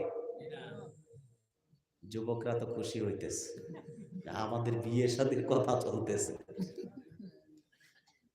প্রিয় ভাইরা, ঘরে একা থাকতে ভালো লাগে না, বেহেশতেও একা থাকতে ভালো লাগবে না। এজন্য আল্লাহ দিবেন সঙ্গী। কি দিবেন? আল্লাহ রাব্বুল আলামিন বলেন, বেহেশতীদেরকে আমি আল্লাহ জীবন সঙ্গিনী দিয়ে দিব, সেখানে তাদের থাকবে পবিত্র স্ত্রীগণ। যদি আপনাদের দেশে যখন আপনারা স্কুলে পরীক্ষা দেন, কলেজে স্কুলে কত নাম্বার পেলে কোন রকম পাস, যেটা পেতেই হবে, সর্বনিম্ন কত? 33। তা আমাদের দেশের মতোই তো, সর্বনিম্ন 33 পেলে পাস। এটা কোন রকম পাস, ফেলের মতোই, ঠিক কিনা? সম্মানিত ভাইয়েরা, এই 33 পেয়ে পাস করা ছাত্রটা কত উন্নত? কথা বলেন, উন্নত নাকি? আচ্ছা, এই 33 পেয়ে যারা জান্নাতি হবে, কি হবে? কোন রকম পাস, মানে কোন রকম বেঁচে যাবে, তাদেরকে আল্লাহ বেহেশতে বউ দিবেন কয়টা জানেন? 70টা। আরো আস্তে কোন সুবহানাল্লাহ। অনেকে লজ্জায় সুবহানাল্লাহ বলতে চায় না। কয়টা দিবেন? 33 পেয়ে যদি পাস করেন, আল্লাহ শুধু বেহেশত দিবেন তাই নয়, বেহেশতে পবিত্র স্ত্রী দান করবেন সর্বনিম্ন 70 জন। জোরে জোরে কোন সুবহানাল্লাহ। তাহলে ঈমানও লাগবে, আমলও লাগবে, ঠিক কিনা? ঈমান আছে, আমল নাই, বেহেশতে যাবেন, তবে জাহান্নামে কিছু দোজখে পালিশমেন্ট, মারপিট খেয়ে তারপরে যাবেন। মারপিট খেতে চান নাকি সরাসরি আল্লাহর বেহেশতে যেতে চান? সরাসরি যদি ভাইয়েরা বেহেশতে প্রবেশ করতে চাও, তাহলে ব্যক্তিগত দুটো আমল লাগবে। কয়টি? ব্যক্তিগত গুণ লাগবে কয়টি? ব্যক্তিগত বৈশিষ্ট্য হবে কয়টি? ঈমান, আমল। ঈমান, আমল, এই দুটি ব্যক্তিগত। ঈমানও লাগবে, আমলও লাগবে। ওয়াতাওয়াসাউ বিল হক, পরস্পরকে হকের উপদেশ। হকের উপদেশ, দাওয়াতের কাজ। অর্থাৎ নিজে নামাজ পড়ে অন্যকে নামাজের দাওয়াত দেন, ঠিক না? নিজে ভালো হয়ে চলছেন, অন্যকে ভালো হওয়ার দাওয়াত দেন। নিজে চুরি করছেন না, যে চুরি করছে চোরকেও দাওয়াত দেন ভালো হয়ে যাওয়া, ঠিক না? আমরা যদি সমাজে দাওয়াতের কাজ চালু করে দেই, খারাপ মানুষগুলো যদি ভালো হয়ে যায়, সমাজের চিত্রটা সুন্দর হয়ে যাবে। এই দাওয়াতি কাজ সবচেয়ে বেশি করে গেছেন পীর মাশায়েখগণ, ঠিক কিনা? পীর মাশায়েখদের কাছে গেলেই পীর মাশায়েখগণ তাসবিহ তাহলিলের সবক দেন, পরবর্তীতে হারাম না খাওয়া, অন্যেরটা ভক্ষণ করা, আত্মসাৎ করা থেকে মানুষকে বিরত রাখেন, ঠিক কিনা?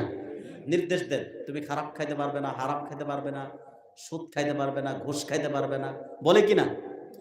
এই দাওয়াতের কাজগুলো পীর মাশায়েখগণ করে গিয়েছেন, আলহামদুলিল্লাহ বলে। সম্মানিত ভাইরা, আর চতুর্থটি হচ্ছে ওয়াতাওয়াসাউ বিস-সাবর, পরস্পরকে ধৈর্যের উপদেশ। বিপদে আপদে ধৈর্যের উপদেশ দিবেন। কেউ বিপদে পড়ছে, তাকে যে সান্ত্বনা দিবেন, ভাই ধৈর্য ধরো, আল্লাহর উপর তাওয়াক্কুল করো, ঠিক কিনা? পারবেন না ইনশাআল্লাহ? তাহলে সূরাতুল আসরের কিছুটা হলেও ব্যাখ্যা আমরা কি বুঝতে পেরেছি? পেরেছি কিনা? ওয়াল আসরি ইন্নাল ইনসানা লাফি খুসরিন ইল্লাল্লাযীনা আমানু ওয়া আমিলুস সালিহাত ওয়া তাওয়াসাউ বিল হাক্কি ওয়া তাওয়াসাউ বিস সাবর। আল্লাহ পাক বলেন, সময়ের কসম, ইন্নাল ইনসানা লাফি খুসর, নিশ্চয় সকল মানুষ অবশ্যই ক্ষতির মধ্যে রয়েছে। আয় ইন্নাল ইনসানা মুনগামিসুন ফিল খুসরি মিন কুল্লি জানিব, অর্থাৎ মানুষ চারিদিক থেকে ক্ষতির মধ্যে ডুবে আছে। ইল্লাল্লাযীনা, তারা ছাড়া, আমানু, যারা ঈমানের দৌলত গ্রহণ করেছে, ওয়া আমিলুস সালিহাত, সৎকর্ম সম্পাদন করেছে, ওয়াতাওয়াসাউ বিল হক, পরস্পরকে দাওয়াতের কাজ করেছে, ওয়াতাওয়াসাউ বিস সাবর, পরস্পরকে ধৈর্যের উপদেশ দিয়েছে। জোরে জোরে কর সুবহানাল্লাহ। এবার আমি বিদায় নেব। বিদায়ের পূর্বে আপনাদেরকে সাবধান ও সতর্ক করব 2-3 মিনিটে। দেখুন, অনেক অমুসলিম সম্প্রদায় আছে, তাদের ব্যাপারে আমাদের কোনো বক্তব্য নাই। আপনারা মিলেমিশে থাকবেন। কিভাবে থাকবেন? মিলেমিশে।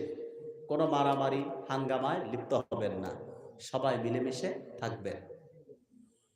তবে একটি অমুসলিম সম্প্রদায়ের ব্যাপারে সাবধান থাকবেন, সেটা হচ্ছে কাদিয়ানী, যারা আল্লাহর আখিরি নবী মুহাম্মদ সাল্লাল্লাহু আলাইহি সাল্লামকে শেষ নবী বলে বিশ্বাস করে না। জোরে কর নাউজুবিল্লাহ। তাদের ব্যাপারে সাবধান থাকবেন, তাদের চক্রান্ত যেন আপনাদেরকে বিভ্রান্ত করতে না পারে, এ ব্যাপারে সতর্ক থাকবে। তাদের কিছু পণ্য আপনাদের দেশে পাওয়া যায়, সেগুলো ঘৃণার সাথে বর্জন করবে। পাপিষ্ট কাদিয়ানীদের কিছু পণ্য আছে যেগুলো আরএফএল প্রাণ, এই ধরনের পণ্যগুলো তাদের, এগুলো ধরবেন না, কারণ তারা আমাদের নূর নবী মুহাম্মদ সাল্লাল্লাহু আলাইহি সাল্লামকে শেষ নবী হিসেবে বিশ্বাস করে না। আল্লাহর হাবিবকে শেষ নবী হিসেবে বিশ্বাস না করলে কোরআনকেও বিশ্বাস করা হয় না, ঠিক কি না?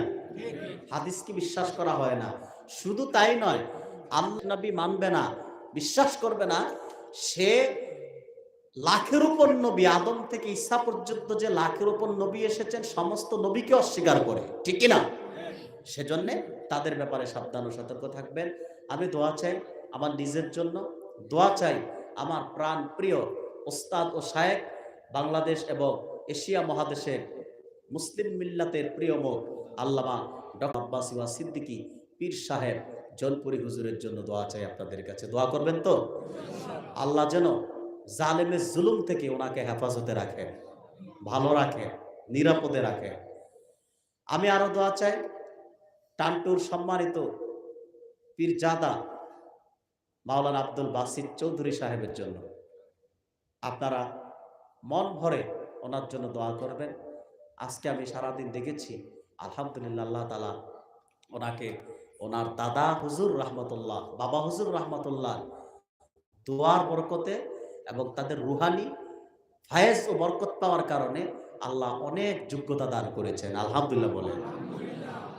অতএব দায়িত্বটা যোগ্য মানুষের হাতে অর্পণ হয়েছে, তিনি যেন যোগ্যতা সম্পন্ন পরিপূর্ণ হতে পারে এবং এই দরবার শরীফের রেখে যাওয়া, দাদা বাবার রেখে যাওয়া কাজগুলো যেন সম্পন্ন করতে পারেন। আহলে সুন্নাতের একজন নির্ভীক খাদেম হিসেবে আল্লাহ যেন কবুল করেন। জোরে কোন আল্লাহুম্মা আমিন। সবাই ভালো থাকবেন, সুস্থ থাকবেন, আমার জন্য দোয়া করবেন। বেঁচে থাকলে আবারও দেখা হবে ইনশাআল্লাহ। আসসালামু আলাইকুম ওয়া রাহমাতুল্লাহি ওয়া বারাকাতুহু।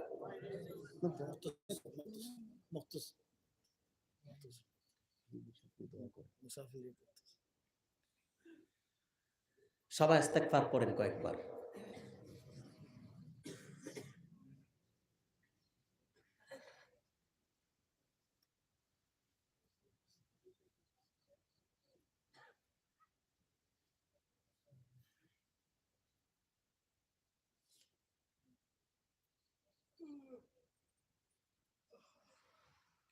আলহামদুলিল্লাহি রাব্বিল আলামিন, والصلاة والسلام على محمد رسول رب العالمين.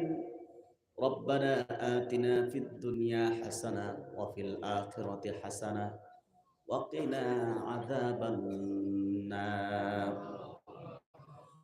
রব্বুল আলামিন তোমার আখিরি নবী নূর নবীজি মুহাম্মদ সাল্লাল্লাহু আলাইহি ওয়াসাল্লামের পবিত্র ওয়াসিলা ধরে হাত তুলেছি। নয়াগ্রাম তিমুখা জামে মসজিদে আয়োজিত আজকের মাহফিলে তোমার বান্দাগণ, শত শত বান্দা বসে আছেন তোমার কাছে হাত তোলে। দয়া করে আল্লাহ, যারা যেই মনের নেক মাকসাদ নিয়ে তোমার কাছে হাত তুলেছে, আল্লাহ তুমি তাদের মাকসাদ গুলো পরিপূর্ণ করে দাও। আল্লাহ তাআলা রব্বুল আলামিন জীবনের সমস্ত গুনাহগুলো মাফ করে দাও। আমাদের আপদ বিপদ গুলো দূর করে দাও। যারা আয়োজন করেছে যুবক ভাইয়েরা, বৃদ্ধ বাবারা, টান্টু দরবার শরীফের ভক্তবৃন্দ, সালেকগণ, আল্লাহ মাহফিলকে তুমি কবুল করে নাও। আয় আল্লাহ, আমার এই হিন্দুস্তানের মুসলমান ভাইয়েরা, তারা যেন সবাই ভাই ভাই হিসেবে জীবন যাপন করে সমাজের সকল শ্রেণীর মানুষের মধ্যে আল্লাহ মিল মোহাব্বত পয়দা করে দাও। আমার ভাইদেরকে আল্লাহ তুমি সকল প্রকার বালা মুসিবত বিপদ থেকে হেফাজত করে নাও। আয় আল্লাহ, মাহফিলের ইজ্জত ও বরকতে এলাকা ফসলাদিতে রহমত ঢেলে দাও। আয় আল্লাহ, টান্টু দরবার শরীফের সম্মানিত মাওলানা আব্দুল বাসিত চৌধুরী সাহেব কে আল্লাহ তুমি শরীয়তের ইলম, আয় আল্লাহ তরিকতের এবং মারেফাতের ইলম দিয়ে ভরপুর করে দাও। এই দরবারকে কবুল করে নাও। দরবারের দায়িত্ব যেন তিনি পালন করতে পারে সঠিকভাবে, সেই যোগ্যতা আল্লাহ তুমি ওনাকে দান করে দাও। আয় আল্লাহ, সকলের মনের মাকসাদগুলো পূরণ করে দাও, আমাদের বিপদগুলো দূর করে দাও। আল্লাহ মাহফিলটা কবুল করে নাও, মসজিদকে কবুল করে নাও। আয় আল্লাহ, আমাদের মা বাবা, ভাই বোন, আত্মীয় স্বজন যারা অন্ধকার কবরে আছে, ইমানের সাথে যারা কবর দেশে আছে, আল্লাহ তাদের কবরে আযাব মাফ করে দাও। আয় আল্লাহ, পাশে টান্টুর পীর সাহেবগণ, আয় আল্লাহ আব্দুল আজিজ রহমতুল্লাহ সহ তোমার দুই প্রিয় বান্দা শুয়ে আছে, তোমার অলিগণ শুয়ে আছে, তাদের রুহে আমাদের হাতে পৌঁছে দাও। আয় আল্লাহ তাআলা, জীবনের সবগুলো মোনাজাতে একটাই তামান্না, তোমার আখেরি নবী নূর নবী, আমার প্রিয় নবী রাহমাতুল লিল আলামিন আজ থেকে ১০০০ বছর আগে দুনিয়ার থেকে বিদায় নিয়েছেন। হায়াতুন নবী হিসেবে রওজা শরীফে বিশ্রাম গ্রহণ করেছেন। জীবনে একবার তোমার হাবিব নবীজি মুহাম্মদ সাল্লাল্লাহু আলাইহি সাল্লামের নূরের শহর মদিনাতুল মুনাওয়ারা রওজা মুবারকের সামনে কদম মুবারকের বরাবর দাঁড়িয়ে দরুদ ও সালামের হাদিয়া পেশ না করার আগে আল্লাহ তুমি ডাক দিও না। আয় আল্লাহ তাআলা, জীবনে একবার কিংবা একাধিকবার যারা তোমার হাবিবের রওজা মুবারকের সামনে যেতে পেরেছি, তাদেরকে বারবার যাওয়ার জন্য আল্লাহ কপালটা সোনার কপাল বানায়া দাও। জীবনে একটি বার তোমার হাবিব নবীজি মুহাম্মদ সাল্লাল্লাহু আলাইহি সাল্লামের নূরের চেহারা মুবারক স্বপ্ন যুগে দেখে গো আল্লাহ, বেহেশত ওয়াজিব না হওয়ার আগে তুমি মৃত্যুর ডাক দিও না। রব্বানা তাকাব্বাল মিন্না ইন্নাকা আনতাস সামিউল আলিম ওয়া তুব আলাইনা ইন্নাকা আনতাত তাওয়াবুর রহিম ওয়া সাল্লাল্লাহু তাআলা আলা খায়রি খালকিহি নূর আরশিহি নবিয়িনা মুহাম্মদ নূরিল্লাহ ওয়া আলা আলিহি ওয়া সাহবিহি আজমাইন বিরহমাতিকা ইয়া আরহামার রাহিমিন। সাবহল নিজনি জাকাত বুয়াত কয় কেউটা বসা করবা না, মাহফিল সৌন্দর্য নষ্ট হয়ে যাব গিয়া। আরো ৫-১০ মিনিটের ভিতরে মাহফিল সমাপ্ত হয়ে যাব গিয়া ইনশাআল্লাহ। আলহামদুলিল্লাহ, আলহামদুলিল্লাহ আলা কুল্লি হাল। আল্লাহর অশেষ কৃপা,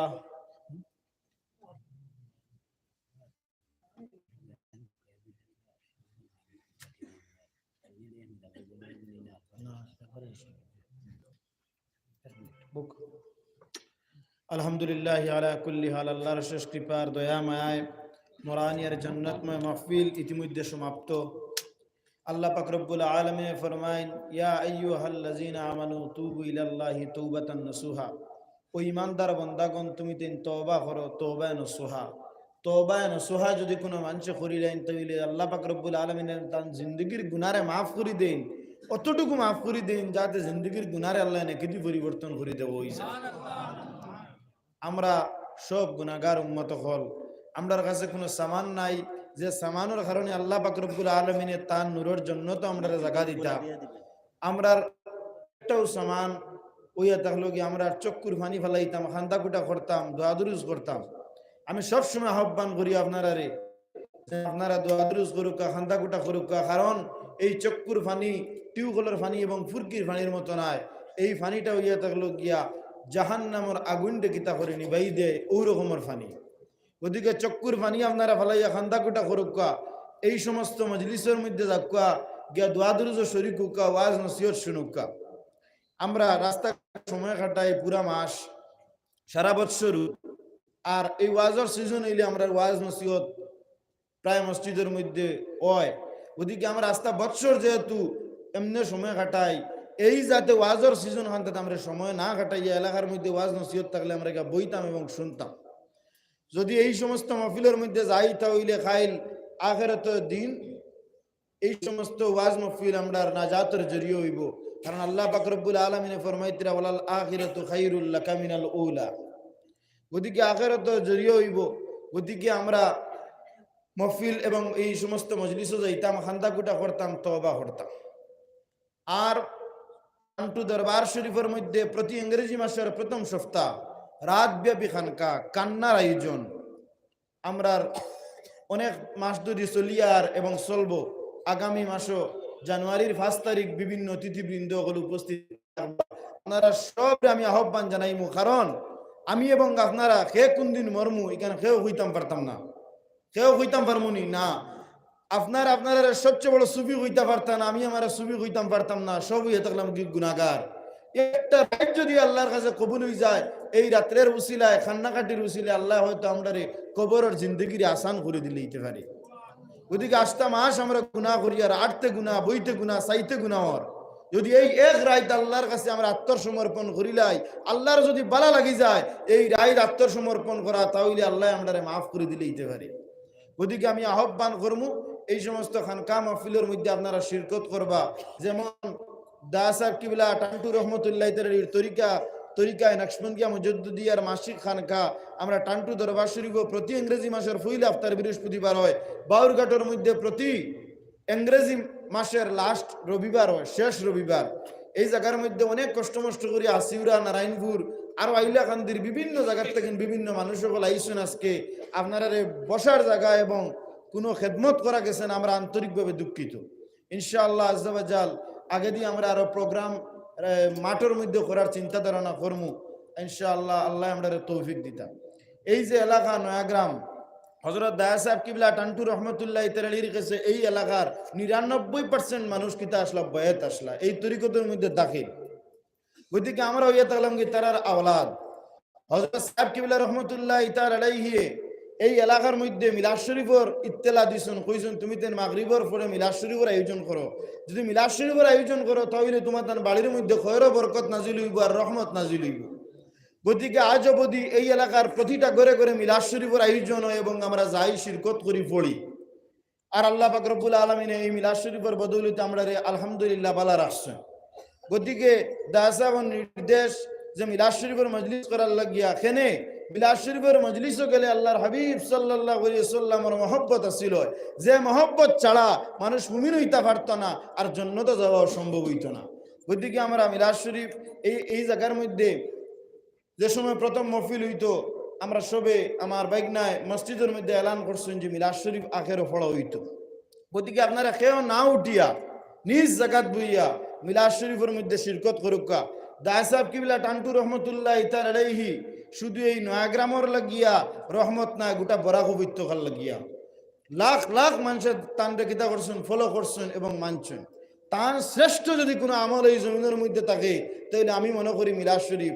কারণ আব্দুল হক মুহাদ্দিসে দেহলভী রহমতুল্লাহ তাআলা ফরমায় যে আমার জীবনের মধ্যে কোনো আমল নাই, যান 12 হাদিস শাস্ত্র আনছেন এবং অসংখ্য কিতাব হল কিতা করছেন, লেখছেন, তাই কইতরা কোনো আমল নাই, একমাত্র আমল হইয়া থাকলো কি মিলাদ শরীফ। আর সাহেব কিবলা টান্টু রহমতুল্লাহ তাআলাহিরও সবচেয়ে বেশি মজলিসের মধ্যে যদি কোনো তাই শিরকত করতা, উপস্থিত হইতা, একমাত্র মিলাদ শরীফের মজলিসের মধ্যে করতা। গতিকে এই এলাকার সব মানুষ মিলাদ শরীফ পড়েন। আর আমরা আখেরি ইচ্ছা যে আমরা আসসালাতু ওয়াসসালামু আলাইকা আল্লাহ হাবিবের কদমে সালাতু ওয়াসসালাম পেশ করিয়া আমরা আখেরি মুনাজাত করিয়া শিরনি বিতরণের মাধ্যমে এই মাহফিলটা সমাপ্তি করব। সাল্লাল্লাহু আলা মুহাম্মদ সাল্লাল্লাহু আলাইহি ওয়া সাল্লাম। সাল্লাল্লাহু আলা মুহাম্মদ সাল্লাল্লাহু আলাইহি ওয়াসাল্লাম ইয়া নবী সালাম আলাইকা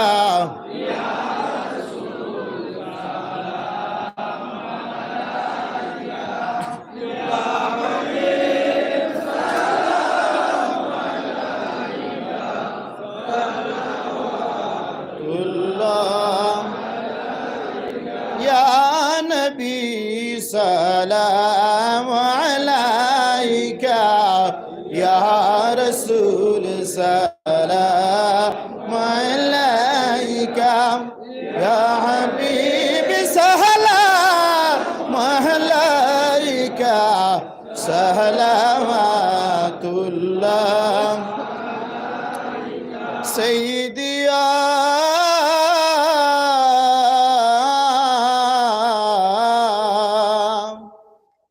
يا رسول الله উম্মতের দরদি নবী ও ইয়া হাবিবাল্লাহ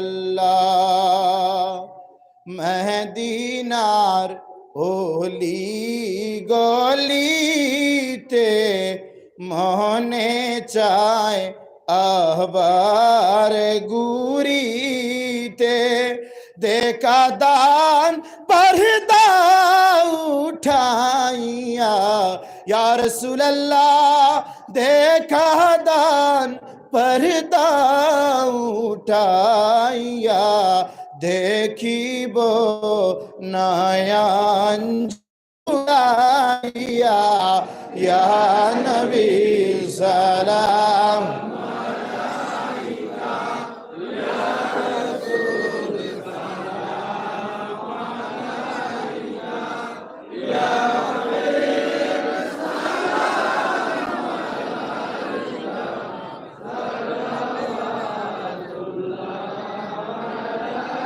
سيدي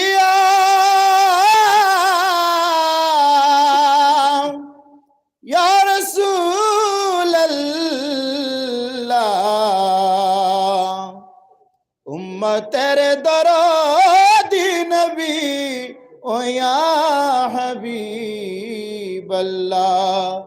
উম্মতের মনের বেদনা বুঝাইলে কেহ বুঝে না শুনাইলে কেহ শুনে না শুনেন গো শাহে মদিনা ইয়া নবী সালাম আলাইকা ইয়া রাসূল সালাম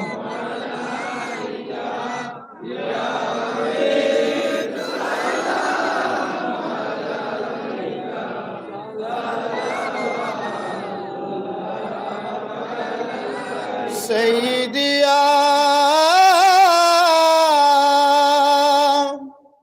يا رسول الله উম্মতের দরদি নবী ও ইয়া হাবিবাল্লাহ মরণে তাকিব একা কবরে তাকিব একা হাসরে উঠিব একা সেতায় পাই যেন নবী গো আপনার দেখা ইয়া নবী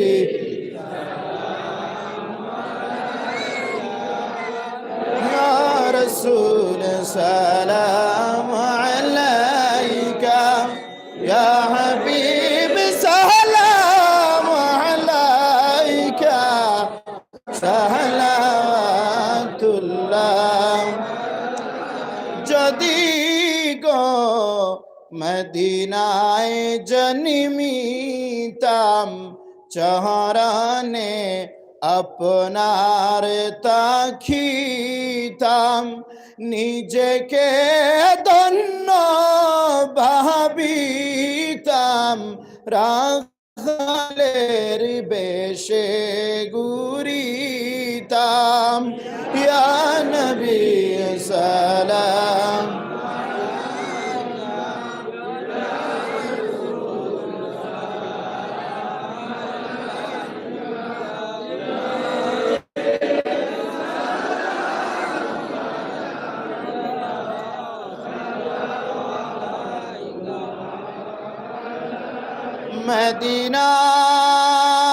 মদিনার প্রাণে চাহিয়া কান্দি গো নীরবে হইয়া কবে যে যাব মদিনা মনে তো মানে না মানা ইয়া নবী সালাম আলাইকা ইয়া রাসূল সালাম আলাইকা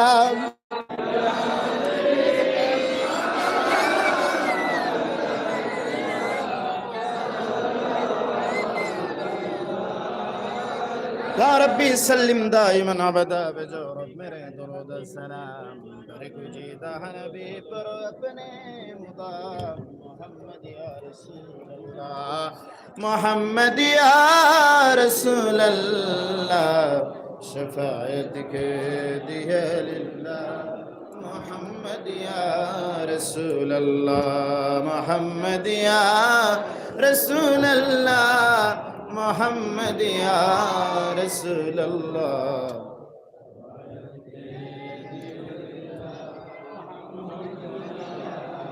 मोहम्मद या रसूल अल्लाह मोहम्मद या